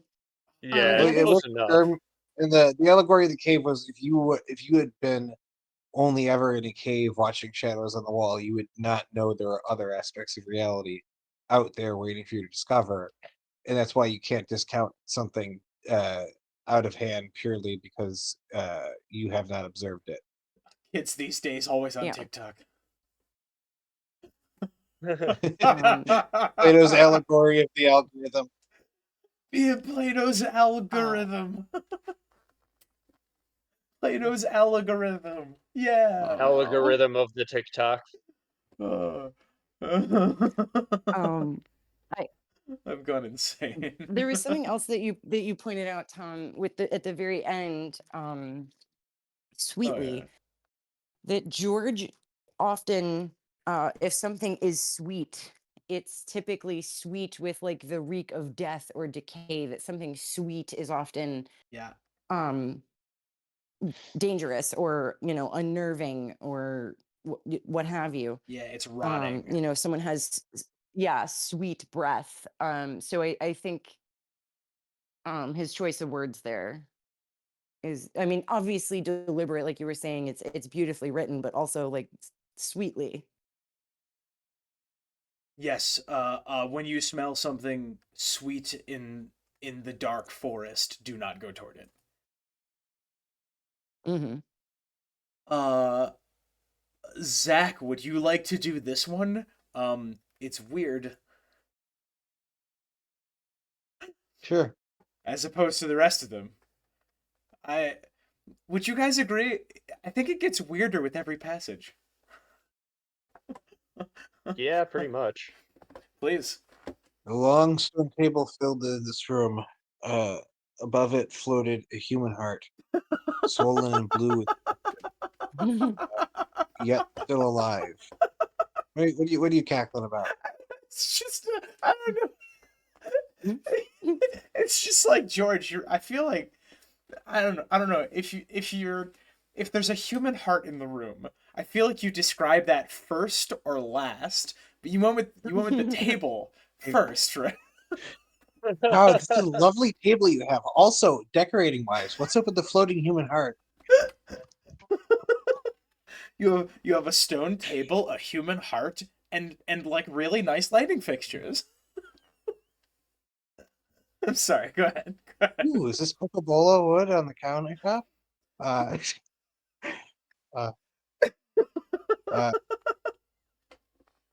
it beat a deep, ponderous throb of sound, and each pulse sent out a wash of indigo light. The figures around the table were no more than blue shadows. As Danny walked to the empty chair at the foot of the table, they did not stir, not speak, nor turn to face her. There was no sound but the slow, deep beat of the rotting heart. Mother of dragons, came a voice, part whisper and part moan. Dragons, dragons, dragons. Other voices echoed in the gloom. Some were male and some were female. One spoke with the timbre of a child.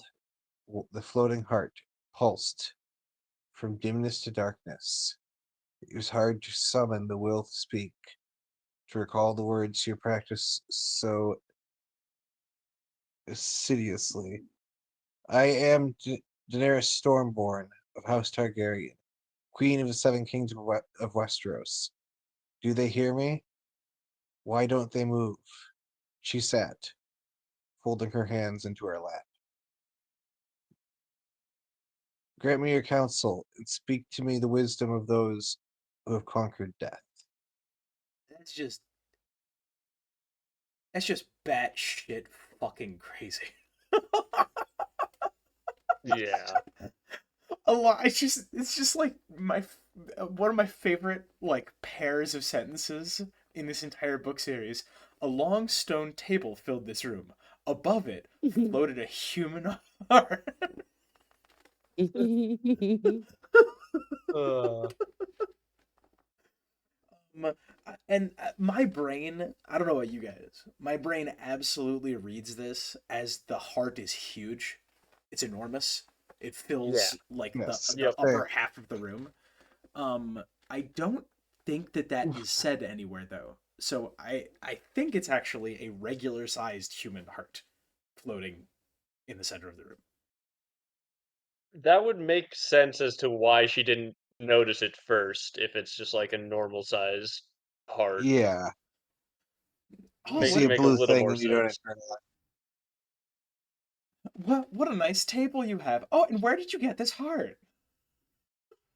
Oh my god, my in-laws have one just like it.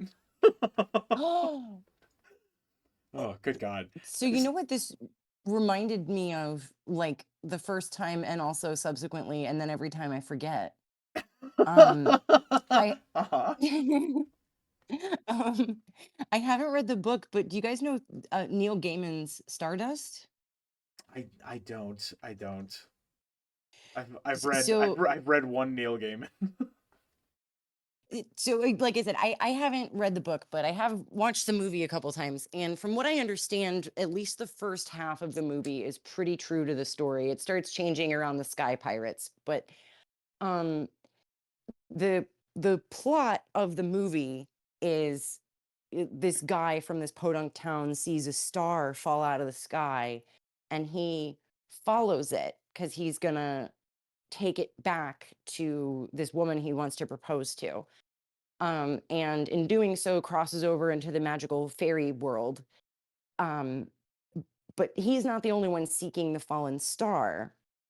So the star turns into a woman who actually looks a lot like Daenerys with like the silver hair and stuff. Um, but so at the same time that this guy is searching for the star, there are these witches who also need the star because they have like grown old and their magic is withered, and they eat the hearts of a star to like renew their energy. And I'm not 100% clear on this, but it seems as if the witches don't like fully die, but they get like old and their power wanes until they get a new heart of the star, and it shines and it gives off a light. So the first time I read this, I was like, oh, it's like Stardust, and they're gonna eat her heart to renew their magic. Oh, like Danny did. Yeah. Oh It yeah, like yeah. Yeah. so this heart is, because what does it say? It's rotting. It's blue and Swollen Uh and it's blue with corrupt. oh it corruption. and it pulls from dimness to darkness. It never shines bright. So it could be, so like in Stardust, the one witch actually encounters the star, but it's been raining and she's been like frightened. And so her light is dim. And so the witch like gives her a bath and makes her feel better so that her light shines stronger, so that her heart is more powerful for when she goes to cut it out. And instantly, I think they use obsidian knives to cut out the heart of the star. Um, I find this story you're describing interestingly similar to the plot of Tangled. which I haven't seen. Oh, well, never mind. Well, I mean, I probably won't, In but the yeah, I in the like comments below, explain the plot of Tangled. so like I think this is not uncommon like for fairy tales, where like the heart of the innocent or the beautiful young woman is used to preserve, the older, the evil, the dark magic user. And I think also this speaks to the theory about Bloodraven wanting to keep Bran in some way. That I think maybe it's not that they're going to eat her heart, but like she drank the shade of the evening, and is all full of hallucinogenic tree juice, and then they're going to cut out her heart and replace the old one. It's like replacing a light bulb. I have a question. Is there an Uh-huh. allegory to this heart in Bloodraven's cave? I have a theory about that, basically. It's the heart tree. These undying ones are all around this blue heart, whereas the undying ones in Westeros are all around the heart trees. That's Mm-hmm. kind of one of the things that I've been thinking a lot about.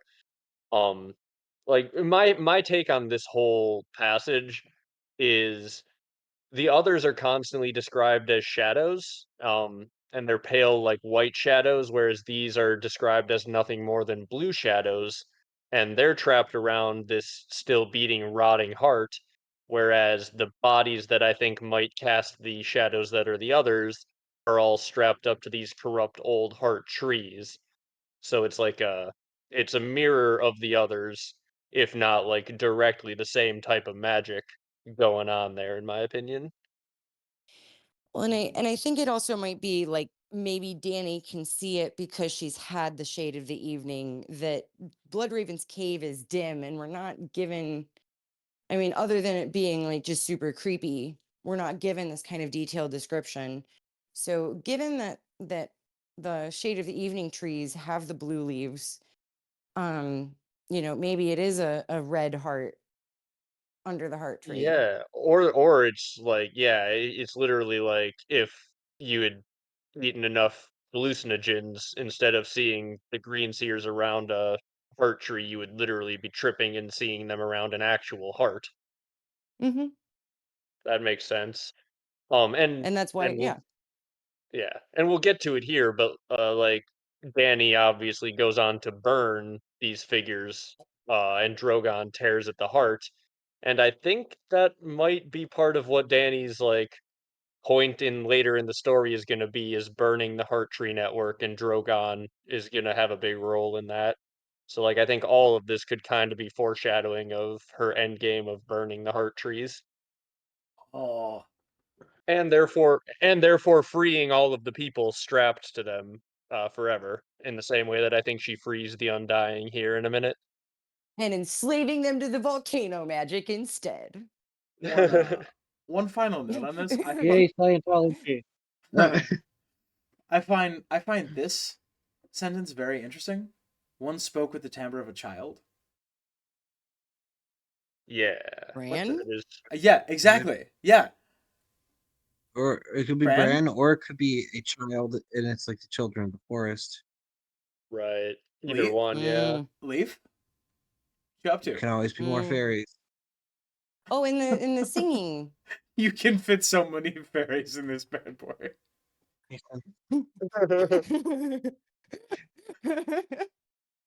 Say the line part. Yay! All right, I'm putting that It's a there. fae. All right. We just spent a good amount of time analyzing a heart floating in the middle of a room. Okay. To be fair, that is the most prominent thing in the room, It, and very unusual. it was a very And strange it is thing. also like the climax of the chapter. Yeah. Yeah. I would notably, as stated previously, if that was somebody's interior decorations, I think that's what I'd be most caught on. The whites of his eyes were almost okay. So she sees the same two individuals, the old man and the beautiful woman, but now the old man is wrinkled and hairless, his face ripe violet blue, his lips and nails bluer still, and the the woman is she's withered. She has a gown of pale silk rotted to her body. Danny thinks she is not breathing. None of them are breathing. They do not move, and those eyes see nothing. Could it be that the Undying ones are dead? And I think that this is a very direct compare, or I should say, the fifth book is a very direct comparison to this. When Bran and Mira see the other green seers strapped to the trees. Yeah. For sure. Mm-hmm. Her answer was a whisper as thin as a mouse's whisker. We live. It sounded. Ooh, they're reading her thoughts. Cool. Like directly. She thought, could it be that they're dead? And they say we live. And we know. I've come for the gift of truth, Danny said. In the long hall, I saw things. I saw things that were they true visions or lies, past things or things to come? What did they mean? And this is the part we're bringing in. Ready for more theory bait? Oh boy. Oh God. Oh man. Yeah, we're taking right down to here. So she asks, were the visions true? This is what she gets, because these guys are assholes. Because no fucking time traveler ever gives a straight answer. And other uncontroversial statements in this fandom. Yes. Bunk.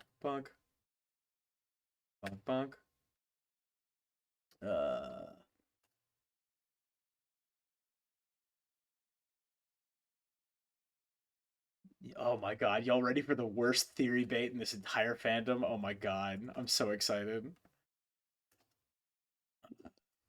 The passage that I hate the most in the entire book. I have come for the gift of truth, Danny said. In the long hall, the things I saw, were they true visions or lies? Past things or things to come? What did they mean? The shape of shadows, morrows not yet made. Drink from the cup of ice. Drink from the cup of fire. Mother of dragons, child of three. 3? She did not understand. 3 heads has the dragon. The ghost chorus yammered inside her skull, with never a lip moving, never a breath stirring the still blue air. Mother of dragons, child of storm. The whispers became a swirling song. 3 fires must you light, one for life and one for death, and one to love. Her own heart was beating in unison with the one that floated before her, blue and corrupt. 3 mounts you must ride, one to bed, and one to dread, and one to love. The voices were growing louder, and she realized it seemed her heart was slowing, and even her breath. 3 treasons will you know? 1 for blood, and 1 for gold, and 1 for love. I don't. Her voice was no more than a whisper, almost as faint as theirs. What was happening to her? I don't understand, she said more loudly. Why was it so hard to talk here? Help me. Show me. Help her. The whispers mocked. Show her. Did that come through? Did that come through on the audio? Mm-hmm. That's Yeah. nice, baller. You sounded like the Oracle from Jack and Daxter. Oh yeah, I'll take that as a compliment. it is. Yeah. Okay, so here's the thing about this. Is I'll tell you what it is. It's prophecy bullshit. That's what it is.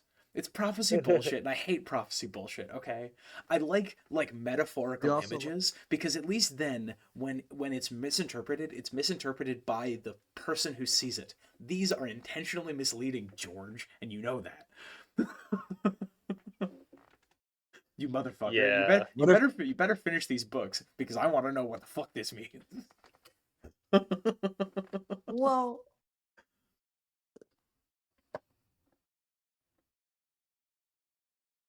Do I need to keep this whole passage in here? I mean, I think we have room for more. I think we have room to keep a lot of it. What if I have a what the- if sorry, what if the Just the mouse one? is actually what if Mhm. the mouse actually is literal? People think of it as a sex thing where you have to ride them. You're what pretty if it is quiet to me, Zach. Yeah, Zach, you're. Oh, I don't know sorry. if it's... Oh God. Hello. Am I better now? Yes. Yeah, yeah, Mhm. much better. It is. What if it is the mounts you have to ride? We assume it's a sex metaphor. What if it's not? What if it is literally the 3 mounts you need to ride, and she loves her dragon that she rides around on? That implies that she's going to bed a mount, but we believe that Khal Drogo is a horse, so she already has. Well, it could be um the one to bed could be, didn't she ride like Drogo's silver and then she sleeps with Drogo and then Balerion the Black Dread or the Drogon could be the one to dread because he's like the new Balerion.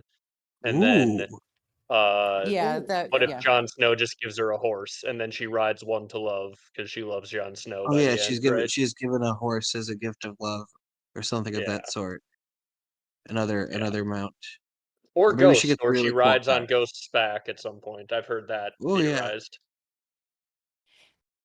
Um so going back to me being allergic to like prophecy theories, and my sticking steadfastly to George's story about the castle. I think they're fucking with her. I think it's bullshit. I think it sounds meaningful, and they are full of shit because Daenerys comes out of this. This is the thing that has the biggest impact on her. You know, the betrayals. Miri Mazdur betrayed me for blood. No, the fuck she didn't. No, the fuck she didn't. Yeah. Sit down. Shut up. You don't know what you're talking about. Miri Mazdur was a slave. And a slave cannot betray a master because a slave doesn't owe any duty to a master. And also, Miri didn't betray her. Drogo failed to follow Miri's instructions. And then Daenerys just like forgot that. And she's like, the witch killed my husband. And I was like, no, your husband killed himself because he's a moron. Sorry. So I get like very heated about this. This is my favorite thing in the fandom, because I love the Miri murdered Drogo. I think it's so much fun, and I think that Miri loses a lot of agency if she doesn't. I think that is Mm, for sure. Like her being the orchestrator of the death of both of these kings is fucking baller.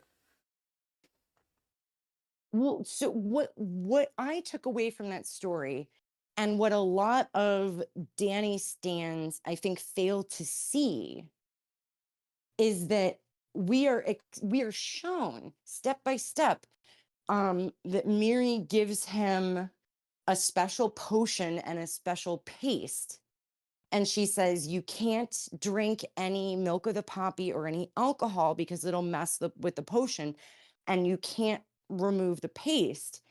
She was giving him antibiotics. You're not supposed to drink alcohol with antibiotics.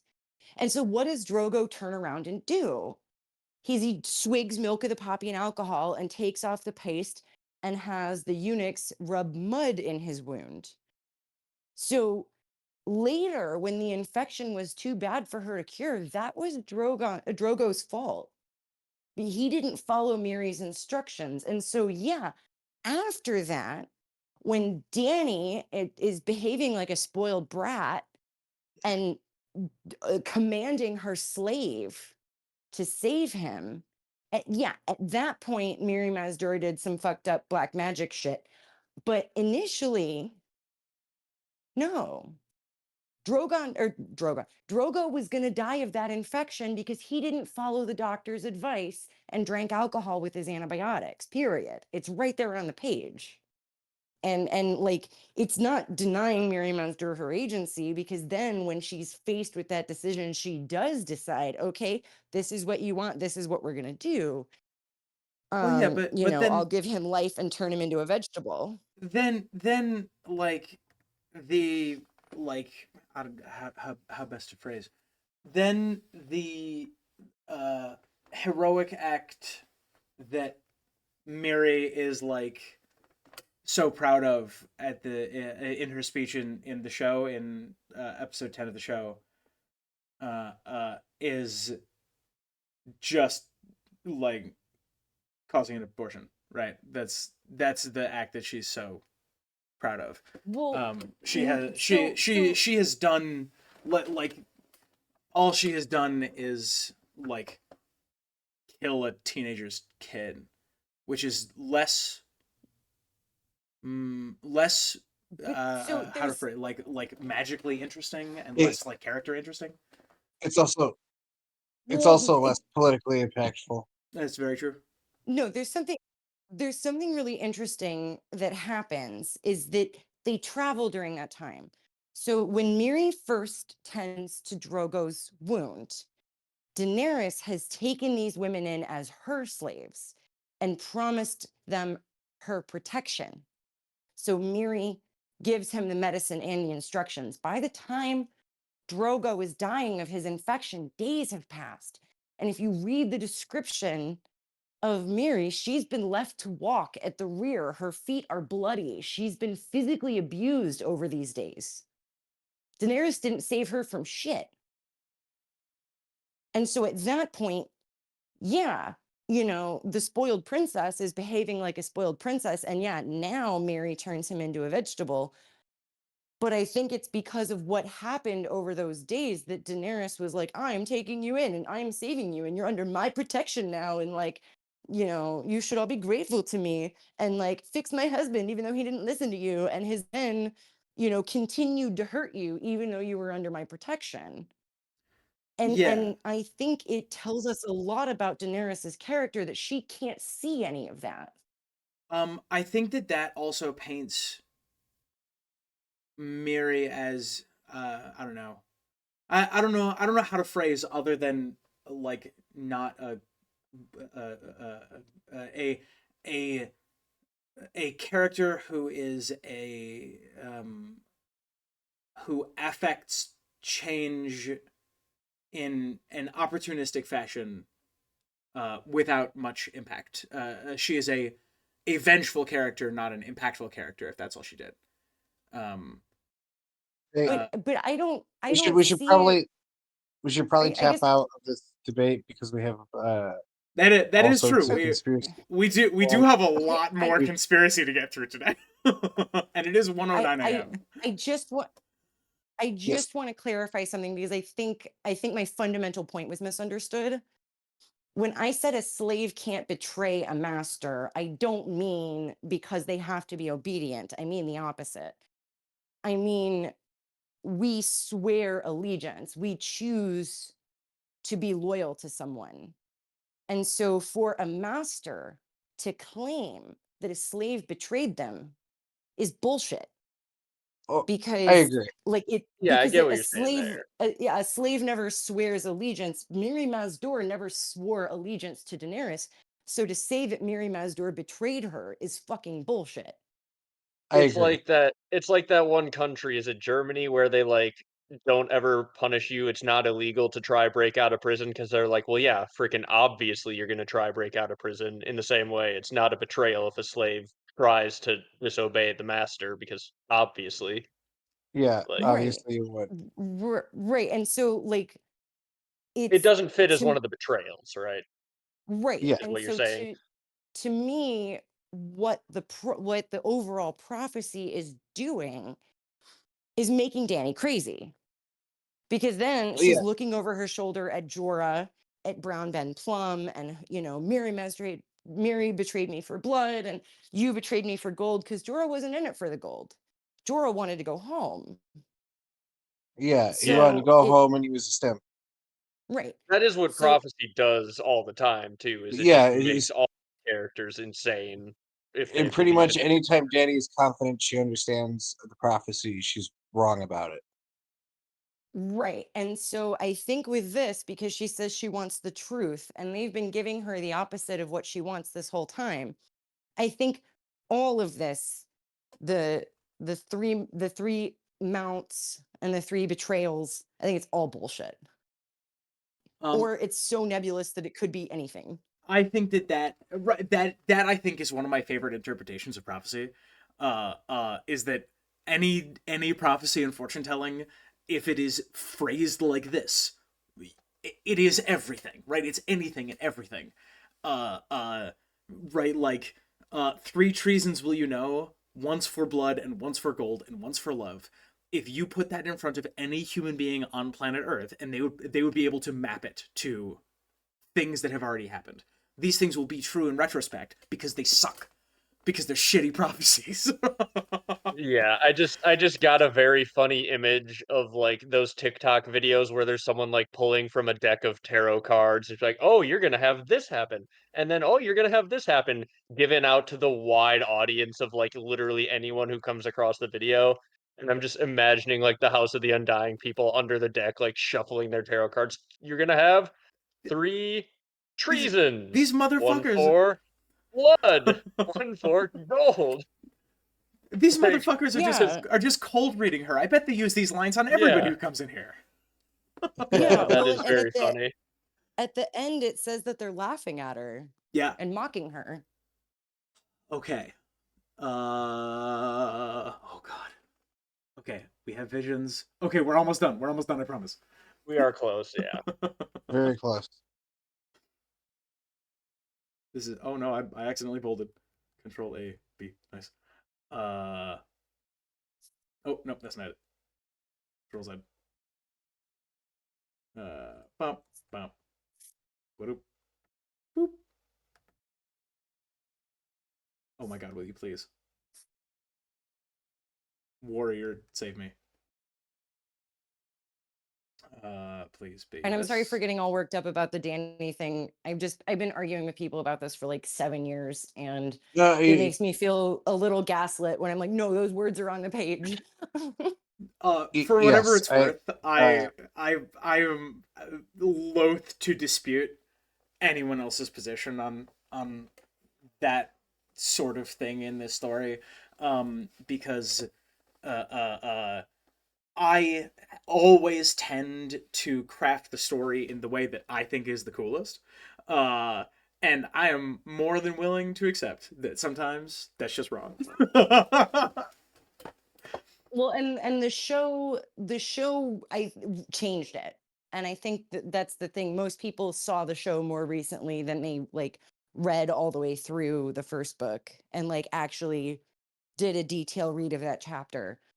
Um because like they definitely did the whole it was very cut and dry in the show, like Miri Mazdur is a dark witch and she's gonna punish Daenerys for the sack of her town. And I'm like, that's so, I don't know, reductive. But anyway, uh, so we have the first set of visions that the Undying gives to her. Who would like to do these ones? I could do it if you want to make it a little bigger, Sure. possibly, to see. Is that a little better? Yeah. It's Yeah. I'm having some spacing concerns here. I know. I gotta like lean in, and then I'm like at a weird angle to my mic if I lean too close. Uh, I can take the last couple if you guys want me to, because I am closer to okay. the because I have much better quality. Yeah, yeah, it's a little small on my screen, but it's fine. Then phantoms shivered through the murk, images in indigo. Viserys screamed as the molten gold ran down his cheeks and filled his mouth. A tall lord with copper skin and silver gold hair stood beneath the banner of a fiery stallion, a burning city behind him. Rubies flew like drops of blood from the chest of a dying prince, and he sank to his knees in the water, and with his last breath he murmured a woman's name, You couldn't you Mother of couldn't oh, you Dragons. motherfucker, you couldn't fucking get the name. You couldn't get the name. Right? You couldn't grab the name while you were I passing mean, whatever. yeah, I think we know it's Lyanna, but at the same time, you You go tell that to RIG. know. If George had said that, then we wouldn't have to fight about it. You're right. And that's not what he wants. The last thing he wants is for us to not fight about every line. I'm not Mother mad of at George. I'm Dragons. mad at Danny. daugh- Mother of Dragons, daughter of death, Fuck yeah. glowing like sunset. A red sword was raised in the hand of a blue-eyed king who cast no shadow. A cloth dragon swayed on poles amidst a cheering crowd. From a smoking tower, a great stone beast took wing, breathing shadow fire. Mother of dragons, slayer of lies. Her silver was trotting through the grass to a darkling stream, beneath a sea of stars. A corpse stood at the prow of a ship, eyes bright in his dead face, gray lips smiling sadly. A blue flower grew from a chink in the wall of ice, and filled the air with sweetness. Mother of dragons, bride of fire. Goddamn. All right, we're doing this in a sensible, reasonable fashion. Ready? We're gonna go. We're gonna go one by one, and I think most of these are reasonable. At least there is a mainstream interpretation of most of these. So let's go through. Uh, I would like to start with this first sentence, which again is just a gorgeous sentence. The phantoms shivered through the murk, images in indigo. What a just such a beautiful fucking sentence. Oh my god. Uh, Yeah. I don't think we need this one. I don't think we need this molten gold. Molten gold. Yeah. I think that is to prime us, the reader, that these are now things that Danny is seeing and things that she recognizes as real in some cases. Yeah, this is Like just to say these are real events for sure. like to your point, Mira, these ones here, Mother of Dragons, Daughter of Death, these are coming from these are italicized in the text. These are untrustworthy because they are coming directly from the Undying. But the rest, I think we can trust more. That doesn't mean we can trust it, but we can trust it more because these are visions that Danny is seeing. She is linking to the Weirwood net, or whatever equivalent these guys are linked into. A tall lord with coppery skin and silver gold hair stood beneath the banner of a fiery stallion, a burning city behind him. I believe that is commonly interpreted as Rhaego, an alternate reality where Rhaego lived. Yeah. Yeah. Yep. Yep. Makes Uh, sense to me. Yeah. you ready, Michael? What the fuck is this? Rhaegar dying on the Trident, right? Who you couldn't have caught? Whatever. Ooh, Well, this is. it's. I Yeah. mean, is it Mance? Say again. Sorry. Is it Mance? The- yeah, how can Mance be Rhaegar if his last breath this can't be Rhaegar. It has to be Mance in the future. the name he murmured was Dala. Or this is Mance's son who inherited his rattle shirt ruby. And That's I'm why. kidding, I'm No, yeah, sorry. that's why we couldn't have the name. The name is Dala. That's Oh, got to be it. God. That's I love this stupid fucking thing. Mira, how about this one? This one's one of my favorites. Glowing like sunset, a red sword was raised in the hand of a blue-eyed king who cast no shadow. I love that I mean, shit. I love this as Stannis because Melisandre took his shadow like Wendy took Peter Pan's. Do we Well, have another blue-eyed king, or I mean, or the previous iteration of the Night's King? That perhaps if the Night's Queen was a shadow binder, maybe he didn't have a shadow either. Well, yeah. Why would he have a flaming sword? Is the question, right? Or the if I don't red know. There's a sword, I lot. guess. Maybe red maybe isn't flaming, I guess. But glowing like Yeah. the sunset makes it feel like it probably is. Well, remember, So that- Stannis' sword glows like the sunset, but it doesn't. It has no heat. right, it's a trick. Yeah. Michael, you said earlier that the others are described as shadows. Yeah. Yeah, I So, think there's a pretty good chance they're Weirwood shadow babies on some level. well, so everybody stick with me for a moment. The shadow binders of Ashai, right? We think of them like Melisandre, like taking Stannis' shadow to like sick on Renly and Courtney Penrose. But what if being a shadow binder is more like being a sorcerer, where you're not just binding people's shadows, like maybe the shadow is the manifestation of the spirit visually, but if the shadow is also spirits that are disconnected from the body, like fae, or spirits that go then inside of animals, like warg spirits. Like, what if shadow binder includes the power to bind warg spirits and the fae, like the others? Yeah, Because that's what. go Yeah, ahead. yeah. I think that I could jive with that. That's the a lot of people assert that like the different forms of magic are like different aspects of the same magical source. So I like, yeah, them like being connected like that would Mhm. make sense to me. Yeah, Yeah. I agree. And And that's what sorcery is. It's like calling demons or calling spirits and then getting them to like obey you.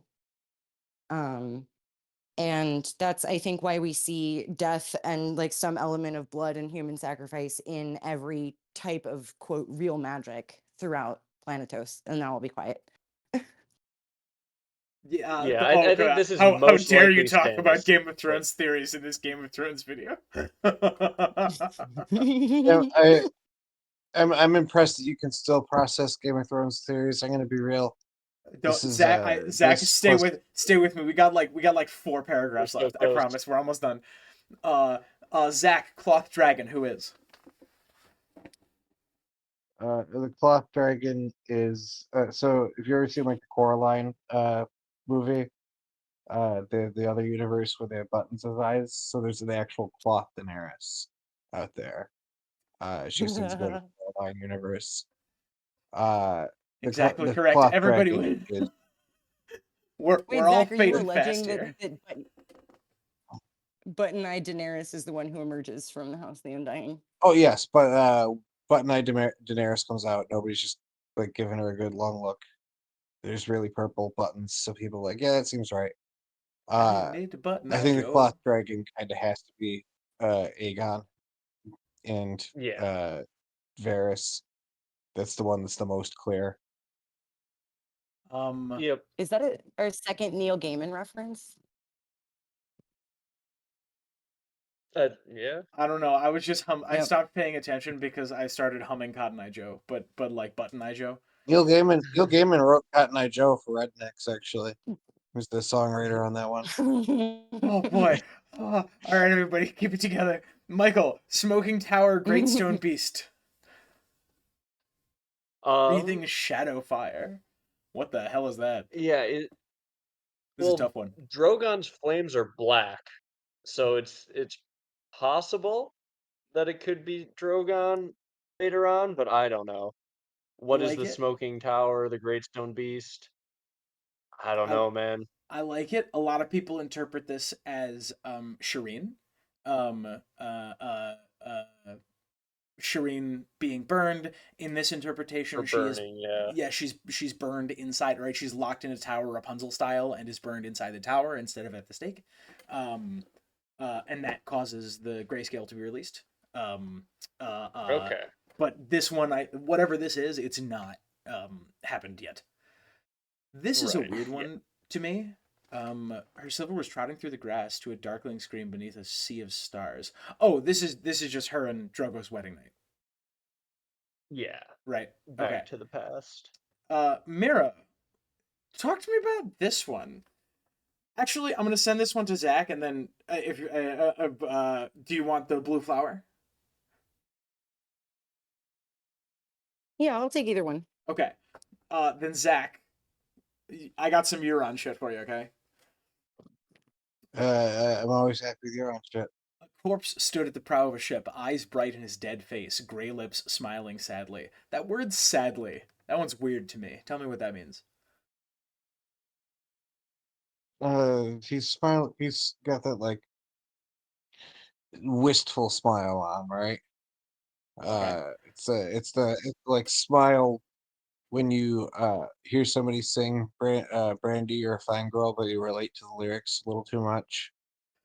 Although I guess Euron with it would probably actually really like that song now that I think about it. There's a port on the You're coast you're of on Spain. Euron has his emo sad boy energy. And Yes. Mira, who's the blue flower?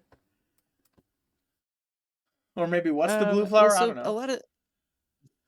a blue flower grew from a chink in a wall of ice and filled the air with sweetness. So I think now that Jon is dead, um and assuming he is Rhaegar's son, so if the wall is meant to keep dragons on the other side, and he is the blood of the dragon, because sweet we talked about is rotting. It's like a corpse smell. So Jon, Oh. the corpse, is in the ice cell in the wall, and like Jon the dragon has been permitted to go through it, and there's now a chink in the wall that is the dragon.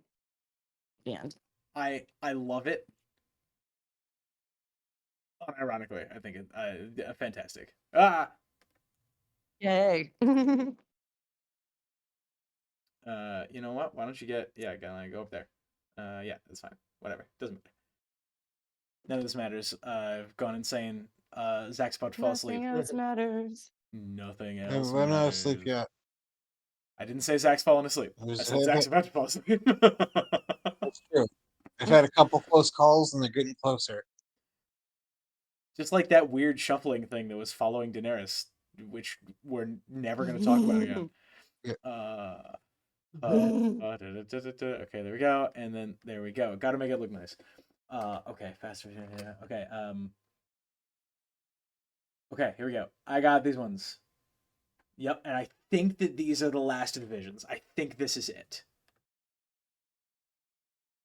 And I will take this last one. Tools, text, All tap, right. tap, paste, Control A, colors. This one. Okay.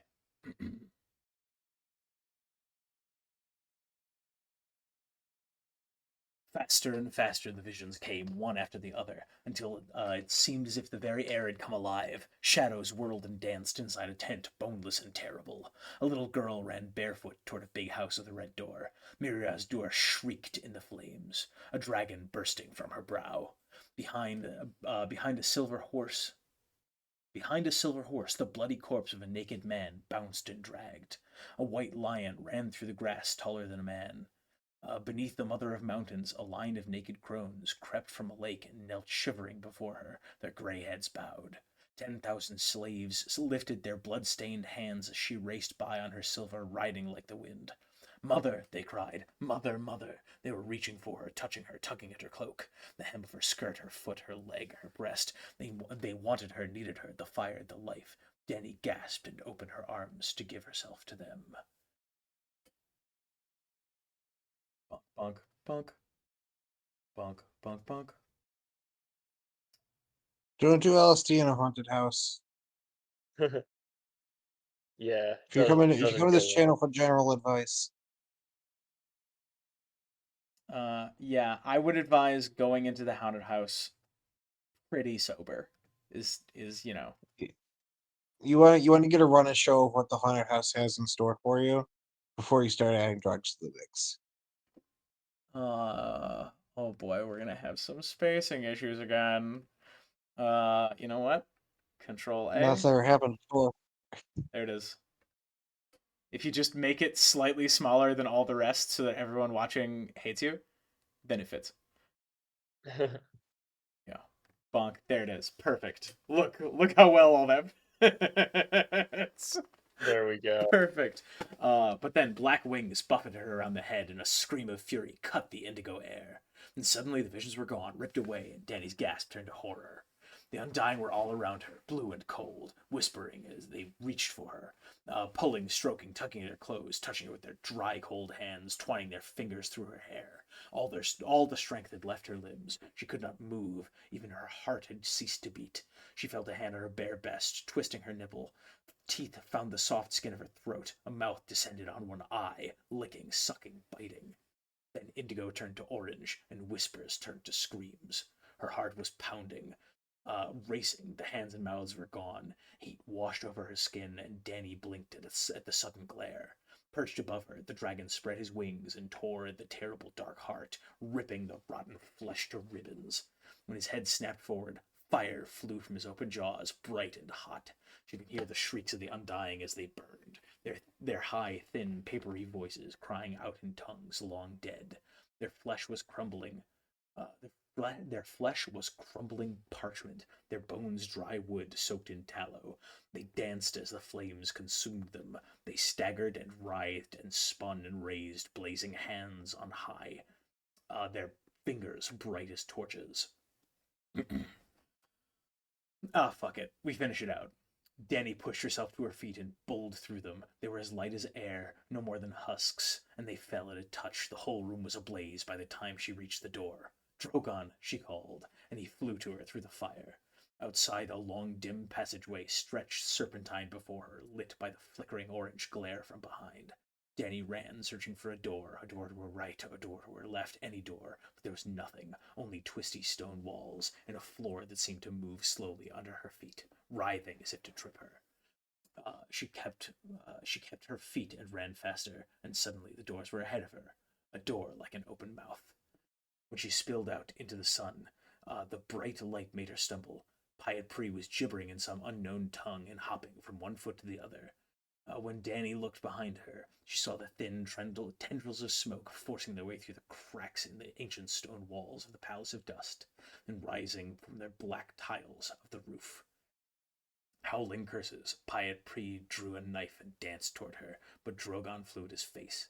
Then she heard the crack of Jogo's whip. Never was a sound so sweet. The knife went flying, and an instant later Rhaegar was slamming Pyat into the ground. Sir Jorah Mormont knelt beside Dany in the cool green grass and put his arm around her shoulder.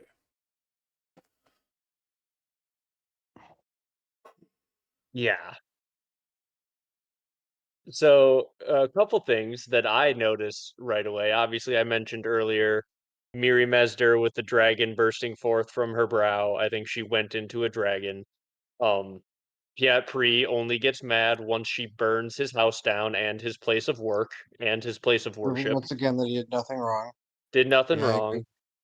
wrong. The other thing is the slaves who she freed, who were calling her mother, um, the Undying like turn it like they mirror one to one the Undying once she like comes out of that vision. the Undying are the ones grabbing her, which to me might symbolize that she was freeing the Undying in the same way she's freeing her slaves, right? Like they wanted her to free them from that place that they were. But that's the way I read it. I think that's an interesting Like, interpretation. I think another interpretation might be that they were worshiping her in sort of that way. yeah, possibly. It's just weird to me, like, because a lot of people think they wanted to trap her there, but it's like, why are you giving her all these visions of the future and all these things that she needs to go do if you're expecting her to never leave, right?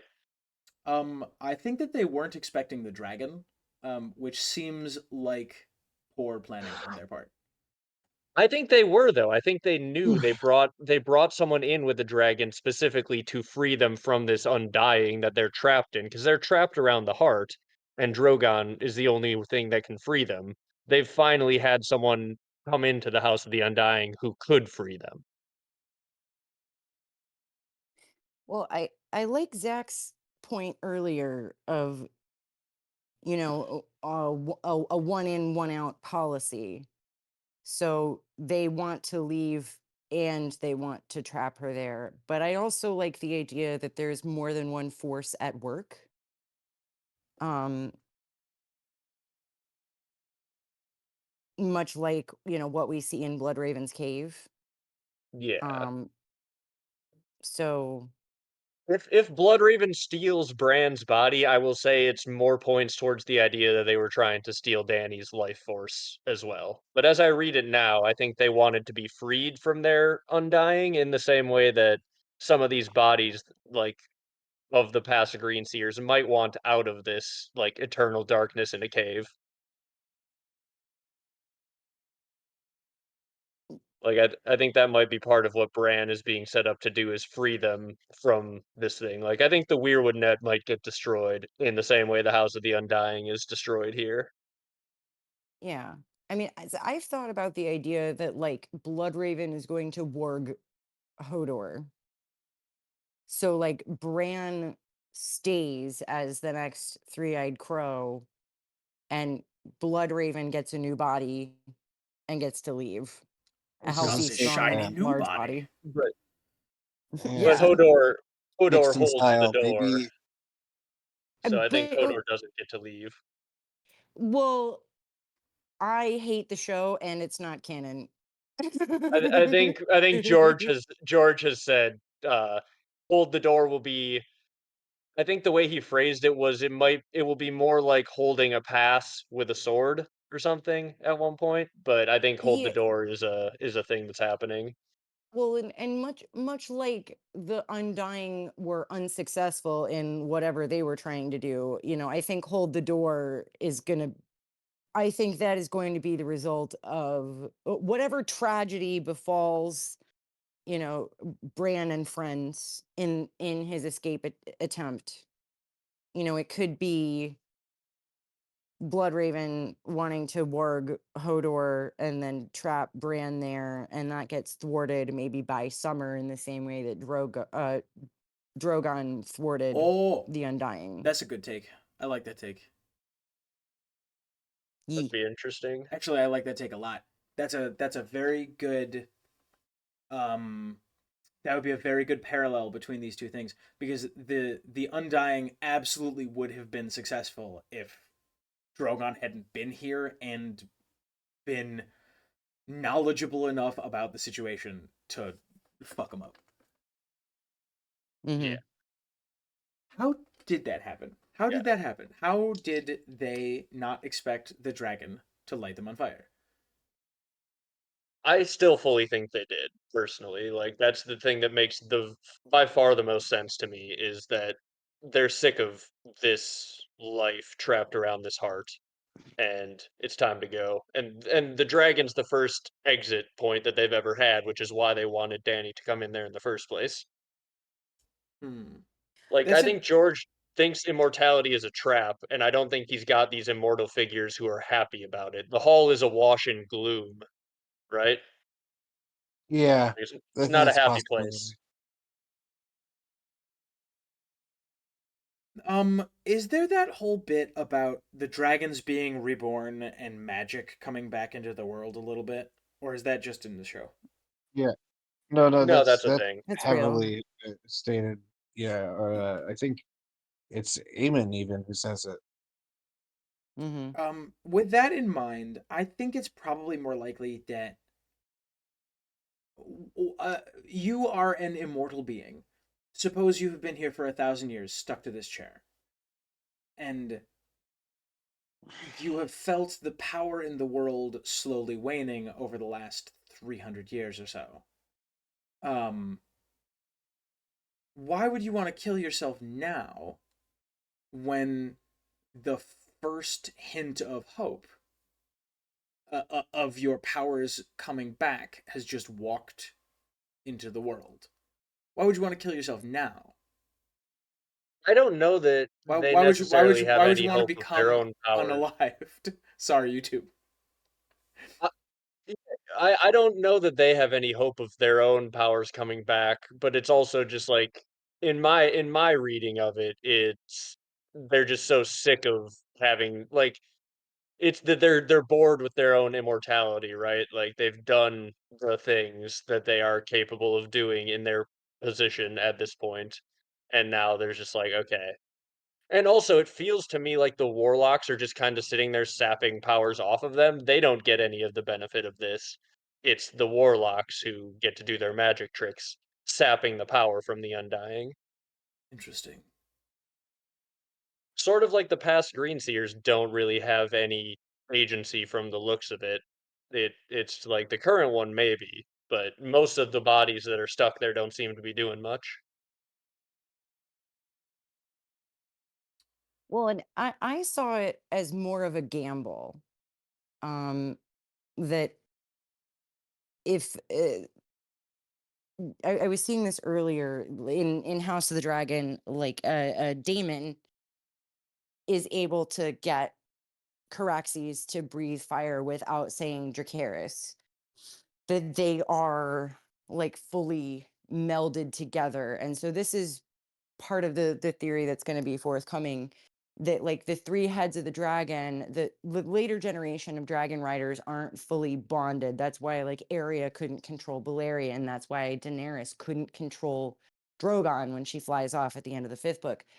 So the dragon riders of old, i- hypothetically, if you were able to brainwash the dragon rider enough, if they're like that psychically bonded to the dragon, that the dragon would also be brainwashed to a degree. So I think it could be in part that they weren't anticipating Drogon being almost completely separate. Ah, you think that And that they studied like I don't know, Valyrian dragon riding tradition. They understood that the two of these should be sharing one mind. They didn't expect there to be a division, and Drogon kept his agency. That's interesting. That's a good take. yes, Yeah, okay. Yeah, yeah. yeah. So I hesitate at the word study, but more so what I think it is like, if they are, the Undying and they've been around for 1,000 years, the last time they would have encountered dragon riders would have been the Valyrians of old. So like their last, encounters with dragons, or their last understanding of dragons, would have been that type of relationship. So like not studying the way Damon has, but observing maybe. But yes, Studying the way yeah, Bran does. yeah. And then I think there's also the gamble element of the power of a dragon is worth the risk, because we see other people do this too. Is it Krasny's? Um, gives away all the Unsullied for one dragon, and is like stupid enough to think that'll work. Now, I'm not saying that like Krasny's should be as knowledgeable or intelligent as the Undying, but I think that is, we see that a lot, that people will risk more than even they intended to obtain power. You know. And so if the Oh no, go ahead. Mhm. I apologize. So like if the dragons and the trees are, mortal enemies locked in eternal combat, being able to take the heart of a Valyrian dragon rider and the life of a dragon would be an immense amount of power, right? And so like they're betting that their brainwash power is greater than this untried, untested dragon rider and her baby dragon. I think I'd like to bounce off that. I think that that's very reasonable, and I might say that that would be a very George Martin-y thing to write. That they were, I don't know, uh, uh, uh, very confident, they let their own greed, their hunger for that, same as Kresnitz, they let their hunger for that power overwhelm their decision making, in spite of the fact that they are also like 3,000 years old and really should know better. That sort of like one of the core tenets of human nature, uh uh being like to like grab things that are good for you as quickly as you can. That's a very George Martin-y thing to write into like these ancient tree gods. Yeah. I like it. Yeah, You guys, is that our show? I think so. Yeah. My Oh, phone is Um, dying and Zach is falling asleep. As clean Yeah. as clean as the next we're gonna get. All right.